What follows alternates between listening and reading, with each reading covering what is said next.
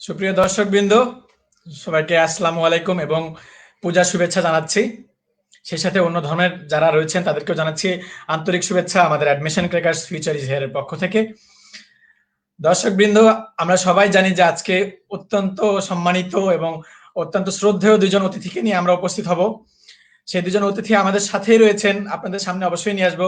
Already আমাকে কয়েকজন thread করেছে যে আজকে অমুক ভাইকে ক্যামেরা থেকে সরালে আপনার খবর আছে, আজকে সাদাত ভাইকে ক্যামেরা থেকে সরানো যাবে না, আজকে রাগিব ভাইকে ডিসপ্লে থেকে সরাবেন না, এতক্ষণ রাখবেন, এই করবেন ওই করবেন ইত্যাদি নানান ধরনের ডিরেকশন আমরা পেয়েছি। আশা করি আপনাদের সব ধরনের অনুরোধ আমরা রাখার চেষ্টা করব। তবে তার আগে আপনাদেরকে জানাতে চাই যে যতগুলো মানুষ আমরা রিচ করেছিলাম ততগুলো কি আমরা লাইভ দেখছি, বা আপনার বন্ধুর দেখার কথা ছিল, কোনো ব্যস্ততার কারণে সে কি মিস করছে কিনা সেদিকে আমাদের খেয়াল রাখতে হবে দর্শকবৃন্দ। এই জন্য আপনাদেরকে বলছি সবাই আমরা শেয়ার করে দিব, আমাদের আজকের লাইভ ভিডিওটি সবার কাছে পৌঁছে দিব। বুয়েট প্রথম এবং মেডিকেল প্রথম দুইজন ভাইয়ের গল্প এবং দুইজন ভাইয়ের মুখ থেকে আমরা পরামর্শ নিব। তার আগে আমরা দুইজন ভাইয়াকে উপহার স্বরূপ একটি গিফট দিতে চাই, একটি ছোট্ট ডকুমেন্টারি আমাদের পেজের পক্ষ থেকে। ডকুমেন্টারিটি সবাই আমরা উপভোগ করব।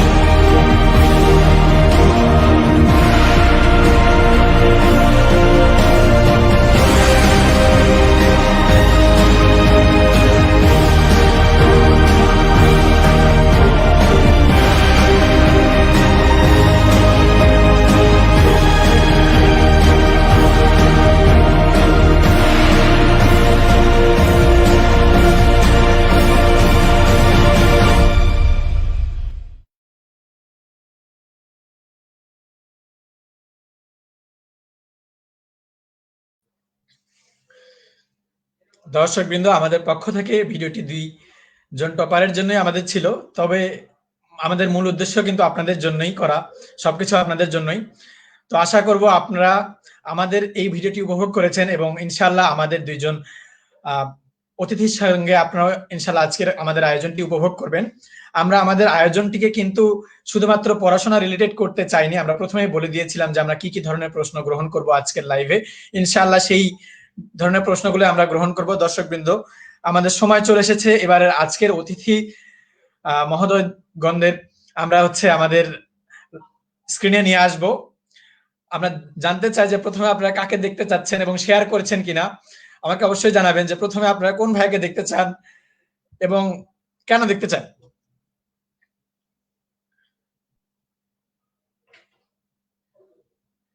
অত্যন্ত ভালো লাগছে, আপনার আপনার বন্ধুদেরকে মেনশন করছেন এবং শেয়ার করছেন। শেয়ার করতে থাকুন, মেনশন করতে থাকুন, ওয়াচ পার্টি ক্রিয়েট করুন যেন অনেকেই আমাদেরকে দেখতে পায়। একজন কমেন্ট করেছেন রাগিব ভাইয়া, আরেকজন বলেছেন হচ্ছে সাদাত ভাইয়াকে দেখতে চাই, প্রান্ত রয় বলেছেন সাদাত ভাইয়াকে, একজন বলছেন রাগিব নূর ভাইয়া, সাব্বির আহমেদ বলছেন সাদাত ভাইয়াকে, নটরডেম কলেজ থেকে সে পড়ছে। আচ্ছা ঠিক আছে, আমাদের মাত্র দুইজনই গেস্ট, দুইজনই ইনশাল্লাহ আমাদের স্ক্রিনে আসবেন। দর্শকবৃন্দ, আমরা শুরু করছি আমাদের আজকের প্রথম অতিথি, যাকে ম্যানেজ করার জন্য আমাদেরকে ভালোই কষ্ট করতে হয়েছে আমাদের পেজের পক্ষ থেকে। প্রথম অতিথিকে নিয়ে আসবো আমাদেরই একজন চিরচেনা মুখ, অত্যন্ত পরিচিত এবং বর্তমানে আমাদের একজন ভালো বন্ধু। বুয়েট ভর্তি পরীক্ষায় প্রথম হয়েছেন, প্রাক্তন ছিলেন নটরডেম ক্যাডেট কলেজে, নটরডেম কলেজ থেকে পড়াশোনা করে এসে বুয়েট ভর্তি পরীক্ষায় প্রথম স্থান অধিকার করেছেন আমাদের সাদাত। তো সাদাত হোসেনকে আমরা প্রথমে নিয়ে আসছি, দর্শকবৃন্দ আসছেন সাদাত হোসেন। হাই সাদাত, কি খবর? কেমন আছিস? আলহামদুলিল্লাহ ভালো আছি। আশা করি তুই এবং আজকে যারা দেখছে তারা ভালোই আছে। ধন্যবাদ সাদাত আমাদের পেজের পক্ষ থেকে এখানে আসার জন্য, আমরা অনেক বেশি কৃতজ্ঞ তোর কাছে। আমরা চলে যাব আমাদের দ্বিতীয় অতিথি, আমার 6 বছরের বন্ধু, দুঃখিত 6 বছরের বন্ধু বললে হয়তোবা সময়সীমা দিয়ে দিব আমি, এই বন্ধুত্ব হয়তোবা সারা জীবন থেকে যাবে আমাদের। তো 6 বছর আগে যার সাথে দেখা হয়েছিল, আজও এতদিন পরেও আমরা একসাথে আছি, ইনশাল্লাহ আরো বহুদিন একসাথে থাকবো, সবাই একসাথে আছি বলা যায়। তো দর্শকবৃন্দ, আমাদের অত্যন্ত বহুল প্রত্যাশিত অতিথি, আজকের আমাদের দ্বিতীয় অতিথি, অথবা দ্বিতীয় প্রথম কিছু নেই, রাগিব নূর ভাইয়া মেডিকেল ভর্তি পরীক্ষায় প্রথম স্থান অধিকার করেছেন, রংপুর ক্যাডেট কলেজ থেকে দিনাজপুর শিক্ষা বোর্ডে প্রথম স্থান অধিকার করেছেন। আমরা আমাদের আজকের অতিথি রাগিব নূর ভাইয়াকে স্ক্রিনে আনছি। হাই রাগিব। হ্যালো, কেমন আছিস তুই? আর সবাইকে আসসালামু আলাইকুম। আর অবশ্যই প্রথমে ধন্যবাদ জানাতে চাই আমার বন্ধু মাজেদুল ইসলাম রাকিবকে আমাকে এখানে ইনভাইট করার জন্য। I am really feel honoured and blessed. Thank you. ইনশাল্লাহ সবার কোশ্চেনে অ্যান্সার দিতে পারবো ইনশাল্লাহ। আর এটুকুই। আর আমি ভালো আছি মোটামুটি, আলহামদুলিল্লাহ।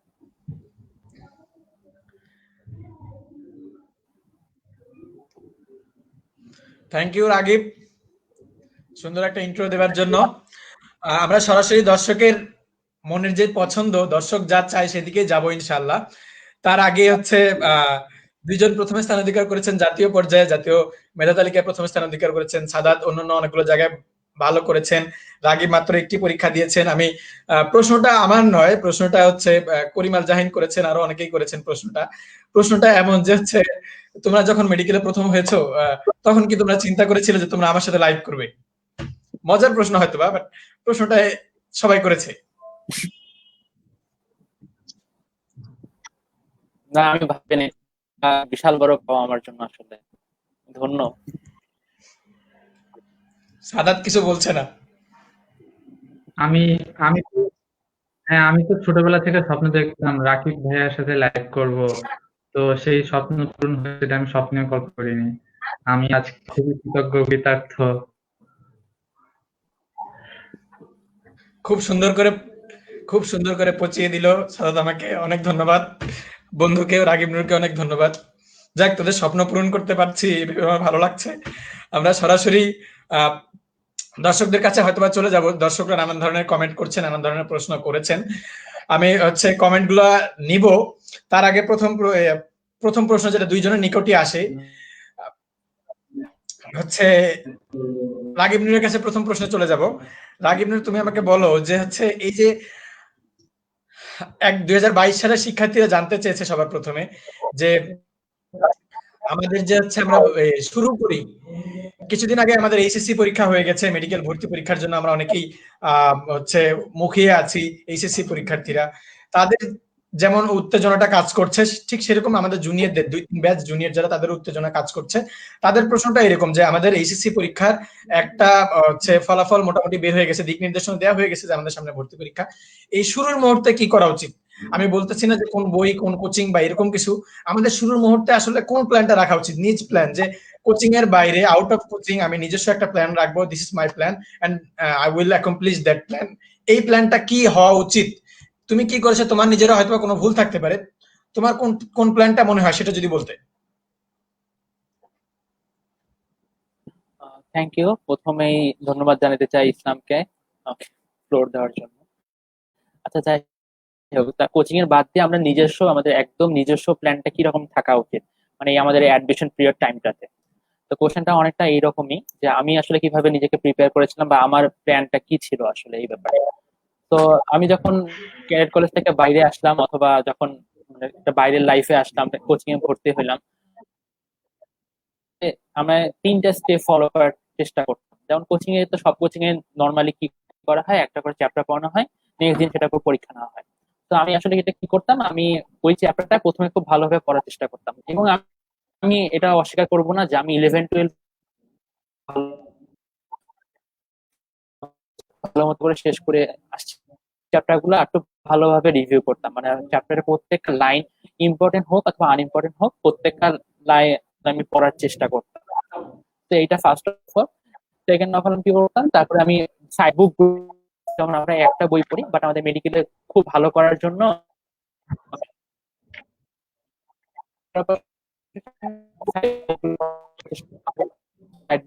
যে তথ্যগুলো দেওয়া থাকতো সেই তথ্যগুলো আমি মেইন বইয়ে লেখা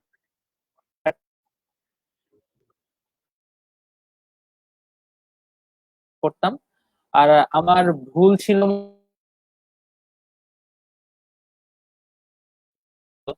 বা পড়া আমার হয়নি সেইটা বলতাম যে আমাকে আরো বেশি বেশি করে পরীক্ষা দেওয়া লাগতো।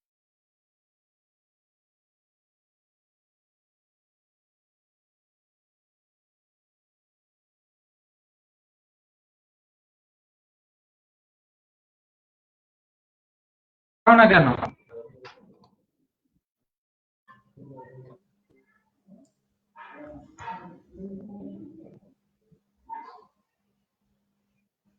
রাগিব নূর, আমরা মনে হয় তোমাকে কম শুনতে পাচ্ছি। রাগিব নূর, তুমি কি আছো?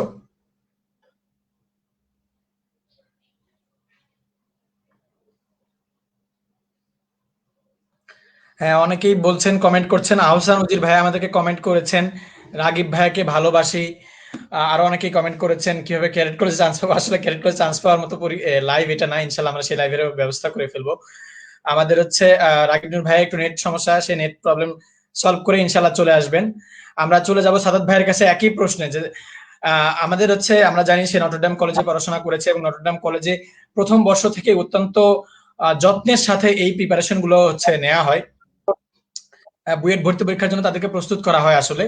তো আসলে আমি জানতে চাবো তার থেকে যে এইচএসসির পরে, এইচএসসি দেওয়া শেষ করার পরেই সে কি, আমাদের অনেকে আমরা দেখি যে ফেসবুকে দুই একজনকে দেখছি যে ট্যুরে চলে গেছে এই খুশিতে, দুই একজনকে দেখি যে মামা 2 দিন একটু রেস্ট করব, চিল করব, ঠান্ডা মাথায় থাকবো, তারপরে পড়া শুরু করব।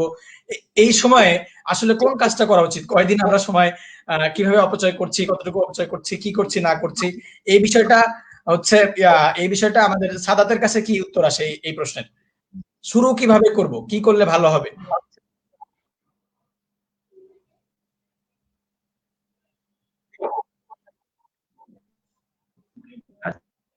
ধন্যবাদ আমাকে প্রশ্নটা জন্য।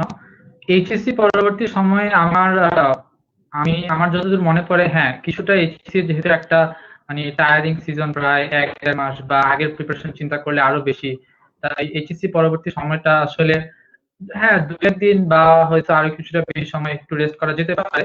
তবে সেই সময় আমি বাইরে কোথাও ট্যুরে বা এরকম ঘুরতে যাইনি। এটার 2টা কারণ আছে। প্রথমত আহ আমার শিক্ষাটা হচ্ছে আমার লাইক প্রাইমারি প্রায়োরিটি ছিল। সো আমার আরেকটা মেইন প্রায়োরিটি কিন্তু এখন বাকি আছে। So not I have conquered the world. And দ্বিতীয়ত হচ্ছে যে ট্যুরে গেলে কিছু ঝামেলা বা অ্যাক্সিডেন্ট আশঙ্কা থাকে। ওই রকম আশঙ্কা থেকে আসলে আমাকে আমিও আসলে আমার বাসাও আমাকে যাওয়ার জন্য লাইক বলেনি বা উৎসাহিত করেনি। তো সব মিলে চাইলে কাটানো যেতে পারে, বাট সেটা বাসায় বসে কাটানোই উত্তম। আর সেই সময় প্ল্যান করে ফেলা যেতে পারে যে আপকামিং অ্যাডমিশন সিজনে কিভাবে প্রিপারেশন নেওয়া যেতে পারে, বা কোন সাবজেক্ট গুলো ল্যাকিং আছে, কোনগুলা কিভাবে অ্যাপ্রোচ করতে হবে, এরকম কিছু একটা ফুটবল কোচ যেরকম স্ট্র্যাটেজি সাজায় এরকম স্ট্র্যাটেজি সাজানোর কাজটা ওই টাইমে করা যেতে পারে। এক্স্যাক্টলি যে পরের দিন থেকে পড়া শুরু করতে হবে নট দ্যাট, কিন্তু পড়ালেখা করে অনেকভাবে পড়াশোনার সাথে থাকা, এটা হচ্ছে গুরুত্বপূর্ণ। পড়াশোনা থেকে বিচ্ছিন্ন হওয়া যাবে না, সেটা লাইক 2 দিন হোক বা 2 সপ্তাহ হোক, পড়াশোনা মোর অর লেস পড়াশোনার কন্ট্যাক্টে থাকাটা ইম্পর্টেন্ট বলে আমার মনে হয়। ধন্যবাদ সাদাত সুন্দর করে ব্যাখ্যা দেবার জন্য। একজন প্রশ্ন করেছে, জুহাইর সাদমান মাহিরের প্রশ্ন আমরা দেখতে পাচ্ছি। আচ্ছা সাদাত ভাইয়ের কাছে প্রশ্ন, আপনি নটরডেম কলেজে সম্মিলিত মেধা তালিকায় কততম ছিলেন? জুহাইর সাদমান মাহির ক্লাসের রোল কিন্তু অনেক কিছু করে না, নির্ধারণ করে না। তারপর আমি তোমাকে এই প্রশ্নের উত্তর দেই। আমাদের সাদাত ভাইয়া হচ্ছে নটরডেম কলেজের ম্যাথ পরীক্ষাগুলোতে 100-তে 100 পেতেন না, এরকম খুব কম হয়েছে। সে কেমিস্ট্রি অলিম্পিয়াড করেছে, সে ইংলিশ ডিবেটে চ্যাম্পিয়ন ছিল, সে হচ্ছে ম্যাথ অলিম্পিয়াডে 100-তে 100 পাইতেন না, এরকম পাওয়া খুবই রেয়ার কেস ছিল আমাদের। খুবই মানে খুব মানে এরকম পাওয়া যেত না। একটা পরীক্ষায় অনেকেই নাকি 80% সম্ভবত এ প্লাস পায় নাই, কিন্তু সাদাত হোসেন ভাইয়া নাকি সেটাতেও 100 পেয়েছে।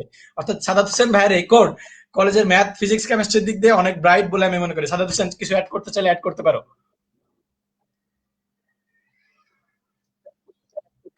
হ্যাঁ, মানে ওর কোশ্চেনের টু দা পয়েন্ট অ্যান্সারটা দিয়ে দেই। আমার কলেজের টেস্ট পরীক্ষা মানে লাইক 4 বছরের সম্মিলিত একটা ইভালুয়েশন, সেটাতে আমি কলেজের মধ্যে ছিলাম 6।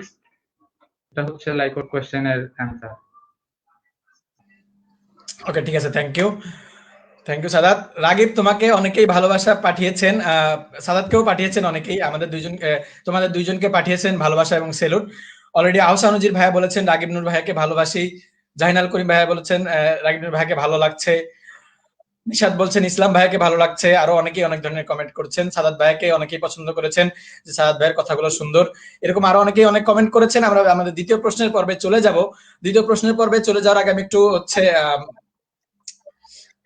মজা করে নিতে চাই, দেখতে চাই যে হচ্ছে অনেকেরই মনে প্রশ্ন এরকম যে হচ্ছে আমরা সম্ভবত, আমি একটু নিজের একা থাকার পরে তোমাদেরকে আবার অ্যাড করছি, যে অনেকেরই মনে প্রশ্ন এই যে হচ্ছে আমরা সম্ভবত খুব পড়াশোনা করি, বা যারা ফার্স্ট সেকেন্ড হন তারা নিশ্চয়ই অনেক অনেক বেশি পড়াশোনা করেন বলে তারা মনে করেন।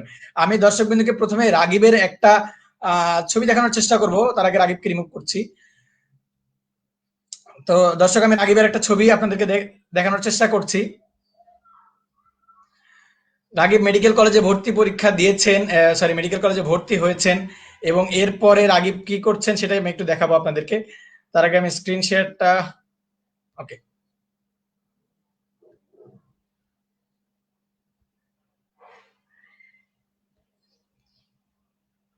হ্যাঁ দর্শক, রাগিব তুমি কি দেখতে পাচ্ছ এই ছবিটা? আমি রাগিবকে স্ক্রিনে অ্যাড করছি। হ্যাঁ, দেখতে পাচ্ছি। ওই দিন ঘুমায় গেছিলাম আর কি আমি। ওকে, তো যারা মনে করছেন যে হচ্ছে মেডিকেলে ভর্তি হওয়ার পরে অনেক পড়াশোনা করতে হয়, বা এরা দিন রাত পড়াশোনা করে, প্রচুর পড়াশোনা করে, প্রচুর পরিশ্রম করে, তাদের জন্য একটু তুলে ধরলাম যে ক্লাসে যে সারা দেশে প্রথম হয়, সেও কিন্তু ক্লাসে বা যে কোনো সেশনে ঘুমিয়ে পড়েন, বা তাদেরও হচ্ছে এরকম, তারা স্বাভাবিক ছাত্র, আপনার আমার মতো শিক্ষার্থী। Sometimes they do the same thing like us, but তাদের ফোকাসটা তারা ঠিক রাখেন বলে হয়তো বা এই লক্ষ্যে পৌঁছান। আমি হচ্ছে রাগিব যেহেতু হাতে নাতে ধরা পড়ে গেছে যে সে ক্লাসে ঘুমায়, এবং ক্যাডেট কলেজে অনেকবার সে ঘুমিয়েছে, তাকে আমি এই প্রশ্নে আবার করব না। আমি এই প্রশ্নটা সাদাতের নিকট নিয়ে যাব, যে সাদাত, নটরডেম কলেজে কখনো এমন হয়েছে কি যে প্র্যাকটিক্যাল ল্যাবে খুব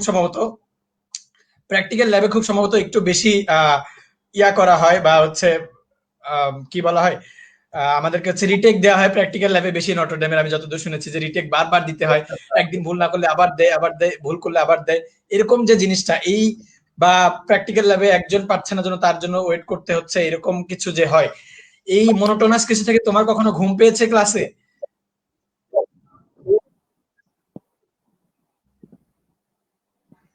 সাদাত?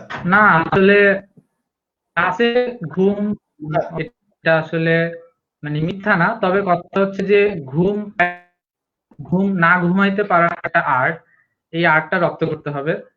তো হ্যাঁ, অনেক ক্লাস হইতে এনজয়েবল লাগছে না, তো সেই ক্লাসগুলা কিভাবে মানে কাটাইতে হয়, যাতে করে না ঘুমায় থাকা যায়। এই স্কিলটা আমার মনে হয় ছিল, তবে এত না যে খুব বেশি ক্লাসে এরকম ফিল হইতো না, যেগুলোতে হইতো সেগুলোতে আর কি এরকম করতে হইতো যে না ঘুমায় কোনো রকমের ক্লাস পার করা আর কি। আচ্ছা, ধন্যবাদ, বুঝতে পারছি। তো দর্শক, আমরা শুনলাম যে ক্লাসে বিরক্তি লাগা বা ক্লাস টানা ১ ঘন্টা টানা করার পরে কোনো ক্লাসকে হয়তোবা অনেক সময় মন বসে না। আসলে ক্লাস তো বিরক্ত লাগে না, অনেক সময় মন বসে না আমাদের। তো মন না বসা, তারপরে হচ্ছে monotonous থাকা, এটা আমাদের সবারই হয়। আপনারও হয়, আপনারও পড়তে বসে পড়তে ভালো লাগে না। রাগিব, নূর, সাদাত হোসেন সবারই এই সমস্যাটা হয় এবং তারা নিজেদের এই সমস্যাটাকে কাটিয়ে তোলেন। যেমন রাগিব নূর যদি কখনো ক্লাসে ঘুমিয়েছেন, পরে ক্লাসে তাকে কিন্তু অত্যন্ত মনোযোগী দেখেছি আমরা। তাকে আমরা কখনো রেস্ট আওয়ারে খুব কম ঘুমাইতে দেখেছি। রাতের বেলা সব রুমের লাইট অফ, কিন্তু রাগিব নূরের লাইট অন। এরকম অনেক কিছু কিন্তু আমরা দেখেছি বিভিন্ন সময়। ডেডিকেশনটা এখানেই। সাদাত হোসেন বলেছে যে তার হচ্ছে ক্লাসে monotonous লাগলে সে অন্য কিছু পড়ার চেষ্টা করতো, বা না ঘুমানোটাও একটা আর্ট। আমাদের হচ্ছে ক্যাডেট কলেজে ঘুমানোটাও একটা আর্ট, আবার হচ্ছে অনেক জায়গায় হচ্ছে না ঘুমানোটাও একটা আর্ট। সো হচ্ছে আমাদেরকে এই বিষয়গুলোর দিকে একটু মনোনিবেশ করতে হবে, খেয়াল রাখতে হবে যে আমরা কোনটা আমাদের জন্য, আমার নিজের জন্য ভালো, সেই দিকে তাকাইতে হবে। এখন আমরা সবাই বাসায় আছি, যদি বাসায় ঘুম পায় ঘুমাবো, ঘুম থেকে উঠে পড়বো, অসুবিধা নেই। আমাদের দ্বিতীয় প্রশ্ন অত্যন্ত সফলভাবে আমরা শেষ করেছি। সবাই আমরা প্রমাণ করছি যে আসলেই যারা আমরা বুয়েটে প্রথম হচ্ছি বা মেডিকেলে প্রথম হচ্ছি, আমাদের মধ্য থেকে যে ভাইয়া বা যে বন্ধু হচ্ছেন, তারাও নরমাল শিক্ষার্থীর মতো, সাধারণ শিক্ষার্থীর মতো তারা জীবনযাপন করছেন। অলরেডি একজন বলছে, ভাইয়া বায়োলজি মনে থাকে না, কিছু টিপস দিন। আমরা একটা কমেন্টে আসছি, ভাইয়া বায়োলজি মনে থাকে না, কিছু টিপস দিন। কেউ বলছেন, রাগিব ভাইয়া আপনি কি এইচএসসি থেকে অ্যাডভান্স মেডিকেল অ্যাডমিশন কোচিং করতেন? না, সে অ্যাডভান্স মেডিকেল কোচিং করেন নাই, কারণ সে ক্যাডেট কলেজে ছিলেন। সে পড়াশোনা নিজের মতো করেছেন। তার উত্তরটা আমি দিয়ে দিচ্ছি। আরো অনেকেই বলছেন ভালোবাসা প্রেরণ করছেন। অলরেডি একজন বলছেন কত ঘন্টা পড়াশোনা করেছেন। এরকম নানা ধরনের প্রশ্ন আসবে। এই ধরনের প্রশ্নের উত্তর যে আসলে কি, নিজের প্রস্তুতি মনে হয় নিজের কাছে নেওয়াটাই বেটার। তারপর আমি দুইজন স্কলারের কাছ থেকে শুনবো। প্রথমে যাদের সাদাতের নিকট, সাদাত হচ্ছে নটরডেম কলেজে পড়েছে, অনেক বিজি শিডিউল তাকে পার করে আসতে হয়েছে প্র্যাকটিক্যাল বা অন্যান্য জিনিস নিয়ে। সাদাত যদি বলতো যে সে আসলে পড়াটা কি ঘন্টা ওয়াইজ হয় নাকি নিজের প্রস্তুতি অনুযায়ী নিতে হয়? সাদাত।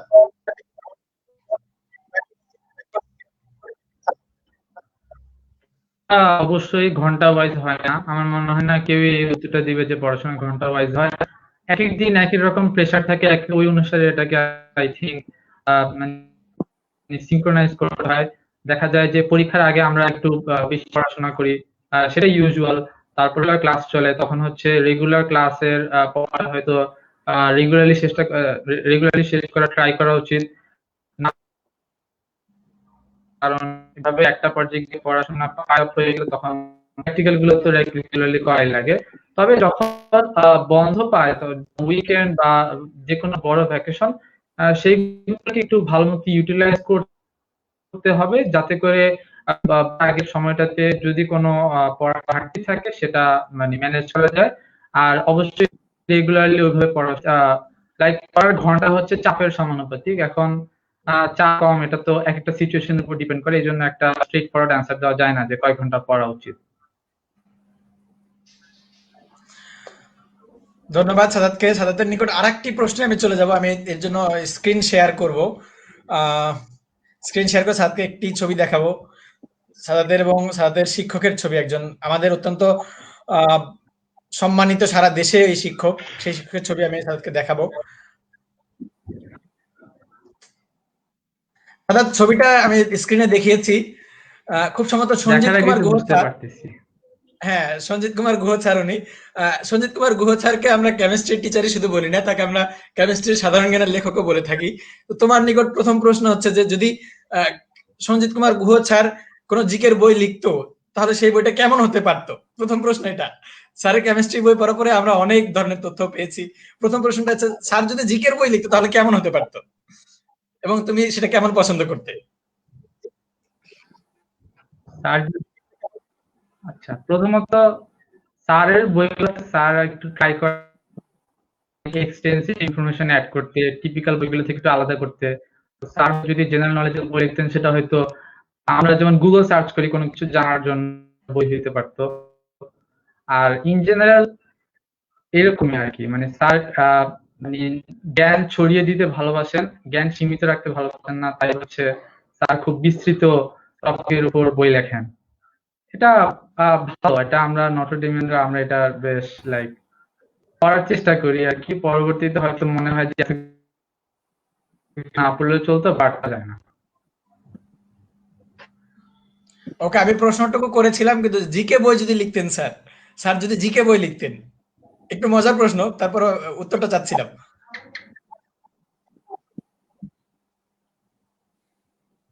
প্রশ্নটা শুনতে পাইনি। স্যারের কেমিস্ট্রি বইয়ের মধ্যে আমরা অনেক অনেক ইনফরমেশন পাই। আমাদের ভয় হচ্ছে যে হচ্ছে মেডিকেলেও আমাদেরকে একটা হচ্ছে জিকের বই পড়তে হয়, রেটিনা ডাইজেস্ট, আমাদের হচ্ছে এরকম আরো বই আছে। তারপরে আমাদের ডি ইউনিটেও অনেক বই আছে, তারপরে বি ইউনিটের জন্য সাধারণ জ্ঞানের অনেক বই পড়তে হয় বিভিন্ন পরীক্ষায়। আমার প্রশ্ন হচ্ছে, যদি সঞ্জিত কুমার গুহ স্যার যদি সাধারণ জ্ঞানের একটি বই লিখতেন, সেই বইটি কেমন হতে পারতো? জাস্ট কল্পনার রাজ্য থেকে একটু উত্তর দিতে হবে যে কেমন হতে পারতো সেই বইটা।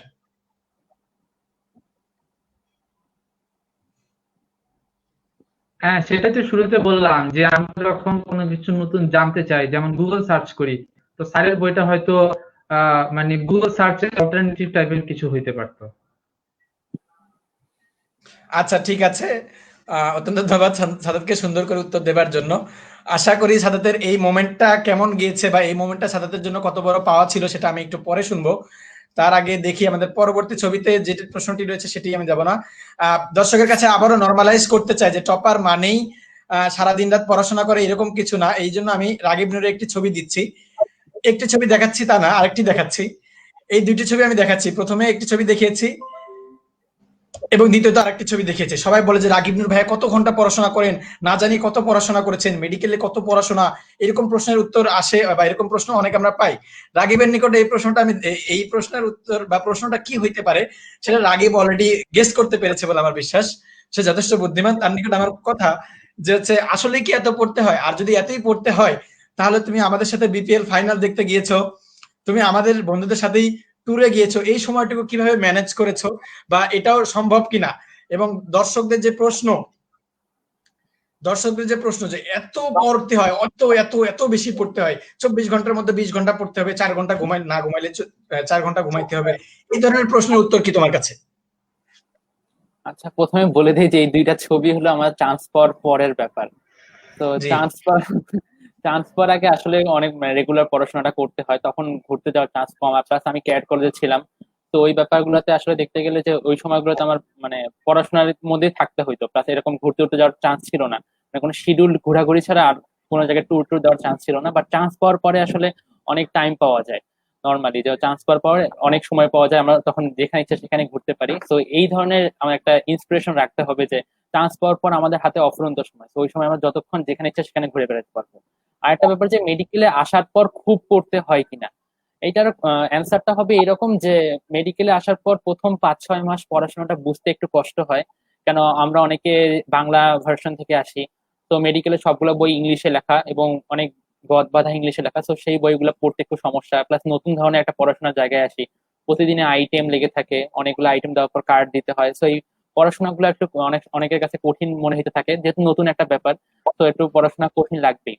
তো এই ব্যাপারে হলো প্রথম 5-6 মাস একটু কষ্ট হয়, বইগুলো পড়তে সমস্যা হয়, পড়াশোনাটা বুঝতে সমস্যা হয়, প্রথম দিকে একটু কষ্ট হয়। বাট খুব যে এমনটা না যে সারাদিন পড়তে হয় মেডিকেলে, এটা পুরাপুরি একটা মানে ভুল কথা। আমার মনে হয় যে কেউ যদি রেগুলার মন দিয়ে মেডিকেলে আসার পর যদি 2-3 ঘন্টা বা 4 ঘন্টা পড়ে, তাহলেই এনাফ তার জন্য মেডিকেল লাইফে অনেক ভালো রেজাল্ট করা।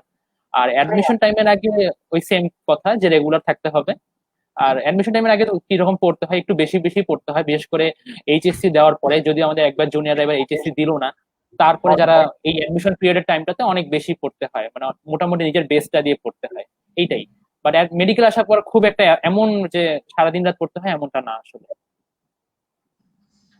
ওকে, ধন্যবাদ রাগিব। রাগিব আমাদের সাথে বিপিএল ফাইনালও দেখতে গিয়েছিল। আমি সাদাতের নিকট পরবর্তী প্রশ্ন যাচ্ছে। আমরা স্ক্রিনের দিকে তাকাইলে দেখতে পাবো রাগিব, সাদাত এবং আমরা সবাই দেখতে পাচ্ছি আশা করি। স্ক্রিনের এই সবার উপরে যতটুকু রয়েছে সেটি একটি স্ক্রিনশট রয়েছে, যেটাতে আমাদের 54979 সম্ভবত রোল নাম্বার লেখা ছিল। বুয়েট ভর্তি পরীক্ষার রোল ছিল সম্ভবত সাদাতের। মোহাম্মদ সাদাত হোসেন আমরা দেখতে পাচ্ছি, মোহাম্মদ সাদাত হোসেন ক্রমিক নম্বর 1। অর্থাৎ বুয়েট ভর্তি পরীক্ষার রেজাল্টের এই স্ক্রিনশটটুকু ক্রপ করে সাদাত হোসেন হচ্ছে আমাদের ফেসবুকে শেয়ার করেছিলেন। একটু আগে অনেকে বলেছেন যে স্যার এই দুইজন ভাইয়া কি ফেসবুক ইউজ করতেন কিনা, আপনাদের উত্তর মনে হয় পেয়ে গেছেন। তারা নিশ্চয়ই ফেসবুক ইউজ করতো বলেই এরকম পোস্ট করতে পেরেছেন, এবং তারা হ্যাঁ অবশ্যই তারা দুজনে ফেসবুক ইউজ করতেন। এখানে সাদাতের নিকট আমার প্রশ্নটা হচ্ছে, একই প্রশ্ন আমি রাগিবের কাছেও নিয়ে যাব। একটি বড় কমেন্ট আমরা দেখতে পাচ্ছি। কমেন্টটা পড়ার আগে আমি বলতে চাই যে আমাদের সমাজে বা আমাদের বাংলাদেশে আমরা অনেক ধরনের এরকম মানসিকতা মানুষকে দেখি, সবসময় এরকম কথা বলেন। যেমন হচ্ছে আমি নিজে বলি যে আমি ডি ইউনিট পড়ার জন্য অনেক ধরনের চ্যালেঞ্জ এবং অনেক ধরনের কথা ফেস করেছি, যে কেন তুমি ক্যাডেট কলেজ থেকে পড়ে ডি ইউনিটে যাবে, কেন ডাক্তার হবে না, কেন ইঞ্জিনিয়ার হবে না। তারপরে হচ্ছে আমার এক বন্ধু বুয়েটে পড়াশোনা করছেন, তাকে শুনতে হচ্ছে কেন মেডিকেলে পরীক্ষা দেওয়া নাই, কেন চান্স পাওয়া না, মেডিকেলে বুয়েটে টিকছে তো কি হয়েছে, মেডিকেলে তো চান্স পায়নি। এরকম অনেক ধরনের কথা আমরা শুনি। ঠিক এরকম একটা কথা যে বুয়েট ভর্তি পরীক্ষায় সারা দেশে প্রথম হয়েছে, তাকেও শুনতে হবে, এটা আমার আনএক্সপেক্টেড ছিল। যখন আমি সাদাতের প্রোফাইল স্টক করছিলাম, ঠিক ওই মুহূর্তে এই কমেন্ট আমি পেয়ে যাই, be a doctor, it's the toughest study but it's also the most interesting study. What you study, you will see everything practically. Most amazing thing is the human body. Study it, you will get inner happiness and peace. You will also get Allah's highest reward only by seeing patience.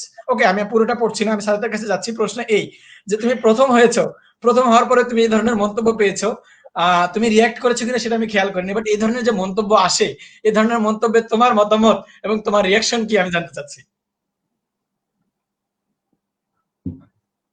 আচ্ছা, ধন্যবাদ এই কোয়েশ্চেনটা আমাকে করার জন্য, like একটা কিছু বলার অপরচুনিটি করে দেওয়ার জন্য। প্রথমত এই কমেন্টটা আমি তখনই দেখছিলাম, বাট লাইক সবকিছুতে মানে রিপ্লাই করা আসলে দরকার নাই, এই জন্য আমি এই কমেন্টটাতে রিপ্লাই করি না। আর তাছাড়া কমেন্টের রিয়াক্টে বোঝা যাচ্ছে মানে সাধারণ মানুষ রিপ্লাই কিরকম। যাই হোক, তো কথা হচ্ছে যে এটা সম্ভবত এই কারণে যে মানে আমি ঢাকা মেডিকেল কলেজে চান্স পেয়েছি, সম্ভবত এই কারণে এই কমেন্টটার লাইক মানে রেলেভেন্স ওনার কাছে বেশি মনে হয়েছে। হয়তো চান্স না পাইলে হয়তো এই কমেন্ট উনি করতেন না। আর দ্বিতীয় কথা হচ্ছে যে মানে এটা আমার পার্সোনাল অপিনিয়ন, যে লাইক বাংলাদেশের অনেক মানুষ অবভিয়াসলি মেডিকেল এটার প্রতি বেশ ইন্টারেস্ট এবং প্যাশনেট, তারা এটা নিয়ে লাইক খুব মোটিভেটেড থাকে, বা হয়তো আমরা তো এম ইন লাইফে প্রচুর লিখি, মানে এই প্রফেশনটার কথা সবচেয়ে বেশি লিখি। এটা আসলে অস্বাভাবিক কিছু না যে লাইক অনেকের মধ্যে এইরকম মোটিভেশনটা আছে। তো অনেকে হচ্ছে মেডিকেল লাইফের প্রতি বা ডাক্তার হওয়ার প্রতি এইরকম একটা ডেডিকেশন ফিল করে, বা লাইক এরকম একটা মানে মানে সবার মনের মধ্যে একটা আশা থাকে। এখন সমস্যাটা হচ্ছে যে সেটাতে কোনো সমস্যা নেই, সমস্যাটা হচ্ছে যে যখন লাইক চিন্তা করে যে মানে অন্য একজন থার্ড পার্টি ভাবেই চিন্তা করবে, সেটা আসলে একটু মানে একটু, কারণ হচ্ছে যে মানে আমি একটা জিনিস পছন্দ করি, বাট দ্যাট ডাজন্ট মিন এটা আসলে সবাইকে এই ফিল করতে হবে, এই সেন্সে মনে করতে হবে। মানে আমাদের যেহেতু আমরা অনেকেই আমার অনেক বন্ধু ছিল যারা হচ্ছে at the same time like BUET এবং লাইক সামনের সারির মেডিকেল কলেজগুলোতে চান্স পেয়েছে। তো তাদের কেউ কেউ মেডিকেল কলেজে গিয়েছে, বাট বেশিরভাগই আসলে বুয়েটে ভর্তি হচ্ছে। তো তাদেরকেও মোরালেস এরকম কথা শুনতে হয়।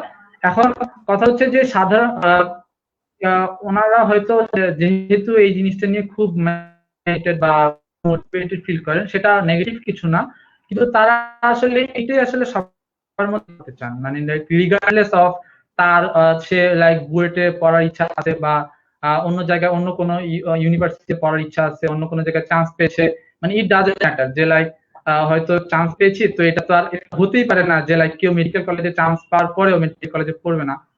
ওই চিন্তা থেকে হয়তো কমেন্টটা করেছেন, বাট এটা আসলে মানুষের এক এক রকমের লাইক ইমোশন থেকে। আমি এরকম কমেন্ট আর লাইক এরকম মেসেজ আরো কয়েকটা পেয়েছি, তো এটাতে আমি আসলে অফেন্ডেড আসলে হই নাই, কারণ এটা কিছু না, তবে ইটস ওকে, সমস্যা নেই। ওকে স্যার, ধন্যবাদ। একই প্রশ্ন রাগিব নুরের কাছে। রাগিব নুর, তুমি এরকম কিছু পেয়েছো কিনা? আমি আই হোপ পেয়েছো, সবাই পায় এই প্রশ্নটা রাগিব নুরের কাছে, এবং পাওয়ার পরে কিভাবে ডিল করেছো বা নিজেকে কিভাবে কিভাবে এটার উত্তর দিবে সেটাই যদি আমাকে জানাতে। আমি আসলে বুয়েট নিয়ে কোনো কথা শুনি নাই, কেন বুয়েট নিয়ে আমাকে কেউ বলে নাই যে তুমি মেডিকেলে কেন ভর্তি হয়েছো, বুয়েটে কেন ভর্তি হওনি। আমি যেটা শুনছিলাম সেটা হলো আর্মি নিয়ে, যে 6 বছর ক্যাডেট কলেজে পড়ে আসছো বাট তুমি আর্মিতে যাওনি কেন। এই কথা আমাকে মেডিকেলে ফার্স্ট হওয়ার পর বা মেডিকেল রেজাল্ট দেওয়ার পর অনেকবার শুনতে হয়েছে, যে যেহেতু 6 বছর ক্যাডেট কলেজে থাকলা তো আর্মিতে যেতে পারতা, বাইরে আসার কি দরকার ছিল। তো এই কোশ্চেনটা আসলে আমাকে সবাই অনেকেই করে, ইভেন আমার জুনিয়ররাও এখন করে যে ভাইয়া আপনি আর্মিতে গেলেন না কেন, বা এরকম টাইপ কথাবার্তা বলতো আর কি। তো এই ব্যাপার নিয়ে আমি বলবো হলো যে আমার যেটা ভালো লাগতো আমি সেটা করছি আসলে। এখানে যে কোনো একটা ট্রেডিশন অনুযায়ী যেতে হবে, বা আমাদের নর্মাল ট্রেডিশনাল ওয়েতে, বা আমাদের নর্মালি যেটা হয় আর কি, যে ক্যাট ক্লোজে পড়লে আর্মিতে যেতে হবে, এরকম আসলে অনেকে বলে। বাট এখানে আমার যেটা ভালো লাগতো, আমি আসলে সেই দিকে আমি আমার ক্যারিয়ারটা নিয়ে যাওয়ার চেষ্টা করছি। এখনো কিছু স্টাবলিশ হয়নি, যে এটা জাস্ট একটা শুরু। আমি জাস্ট ওইদিকে, যেদিকে আমার ভালো লাগে, যেদিকে আমি মনে করছি যে আমি এইদিকে গেলে আমি ভালো করতে পারবো, সেই দিকে আমি আসলে অ্যাপ্লাই করেছি। এখানে আসলে যেটা মানুষের ভালো লাগার উপর নির্ভর করে। আমাদের মেইনলি এইম সিলেক্ট করতে কি কি কাজে লাগে, যে আমাদের ভালো লাগা, দেন হলো আমাদের আব্বু আম্মুর ইচ্ছা, দেন আমাদের ফ্যামিলি থেকে যেটা চায়, আর আমরা যেখানে ভালো করতে পারবো। সবচেয়ে বড় ইম্পর্টেন্ট ব্যাপারটা হলো যে এখানে ভালো। যেমন সাদাতকে একটু আগে বলো যে সে ডিএমসি তে কেন ভর্তি হয়নি, তার অবশ্যই বুয়েটের প্রতি একটা ভালো লাগা ছিল, সে হয়তো ভেবেছে যে সে বুয়েটে গেলে ভালো করবে। তো এই ব্যাপারটা আসলে সবচেয়ে বেশি আমাদের গুরুত্ব দেওয়া উচিত, যে নিজের ইচ্ছা, আব্বু আম্মুর ইচ্ছা, আর আমরা কোথায় গেলে ভালো করতে পারবো। এটাই, এই জন্য আসলে কোনো কাউকে ছোট করা হচ্ছে না, এমনটা বলা হচ্ছে না যে ঢাকা মেডিকেল খারাপ অথবা বুয়েট খারাপ অথবা আর্মি খারাপ, এটা এমনটা না। যার যেখানে ইচ্ছা সেটাই, সেখানে তার যাওয়া উচিত, এটাই। ওকে, ধন্যবাদ রাগিব নূরকে। দর্শকবৃন্দ, আমি আপনাদেরকে বলতে চাই, আমাদের রাগিব নূর ভাইয়া কিন্তু বাংলাদেশ সেনাবাহিনীতে হচ্ছে সুযোগ প্রাপ্ত হয়েছিলেন জয়েন করার জন্য, কিন্তু সে জয়েন করেনি, বরং সে তার নিজের ইচ্ছা, নিজের স্বপ্নের পিছনে ছুটেছেন এবং তার স্বপ্নকে সফলভাবে তুলে ধরেছেন। এবং তিনি তার স্বপ্ন পূরণে ঢাকা মেডিকেল ভর্তি পরীক্ষায় প্রথম হয়েছেন সারা দেশে। এবং সে কিন্তু তার স্বপ্নের পিছনে ছুটেছিলেন এই লক্ষ্যেই, সেটিকে পূরণ করতে পেরেছেন। ইনশাল্লাহ তার স্বপ্ন এখানে শেষ নয়, স্বপ্ন আরো রয়েছে। তিনি আরো অনেক কিছুই করতে চান তার জীবনে, ইনশাল্লাহ সেগুলো করবেন। তখনই তার চূড়ান্ত লক্ষ্যে তিনি পৌঁছাবেন বলে আমি মনে করছি। দুইজনেরই স্বপ্ন রয়েছে, আমাদের দুইজন অতিথির। দর্শকবৃন্দ, আমি আপনাদেরকে আবারও শেয়ার করতে বলবো, এবং পরবর্তী রাউন্ড, একটি মজার রাউন্ডে আমরা চলে যাব। তারপরে আপনাদের সিরিয়াস প্রশ্নগুলো আমরা নিব। আমরা একটু মজা করছি, হয়তো আপনারা মনে করছেন, ইন্টারেক্টিভ করার চেষ্টা করছি। আমরা জানতে চাই আসলে এদের থেকে যে এরা মানে এই দুইজন অতিথি কতটুকু আমাদের মতোই নরমাল ছিলেন, বা তাদের জীবনযাত্রা বা তাদের পড়াশোনার জীবনটা, প্রস্তুতির জীবনটা নরমাল ছিল কিনা, এইটুকু আমরা আসলে দেখছি। আমি হচ্ছে দর্শকদের কয়েকজনের অভিযোগ রয়েছে, অর্থাৎ বন্ধুদের অভিযোগ রয়েছে, দুইটি করে এরকম অভিযোগগুলো রয়েছে। আমি অভিযোগগুলো তুলে ধরবো। প্রথমে যাব সাদাতের কাছে অভিযোগ নিয়ে। সাদাত, তোমার নামে অভিযোগ রয়েছে যে হচ্ছে ম্যাথ এক্সামে অনেকেই খারাপ করলে সাদাত খারাপ করতো না, এটা কেন সে করতো? এমন সে কেন করবে? সবাই খারাপ করলে তাকেও খারাপ করতে হবে, কেন সে ভালো করবে? এই প্রশ্নের উত্তর তুমি কি বলবে?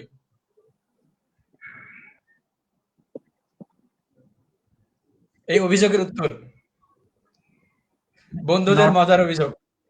আচ্ছা, বলছি যে লাইক ম্যাথ এক্সামে, হ্যাঁ মানে ব্যাপারটা হচ্ছে যে ম্যাথ এক্সামে বন্ধুদেরকে খারাপ করতে দেখা সবার একটা অধিকারের মতো।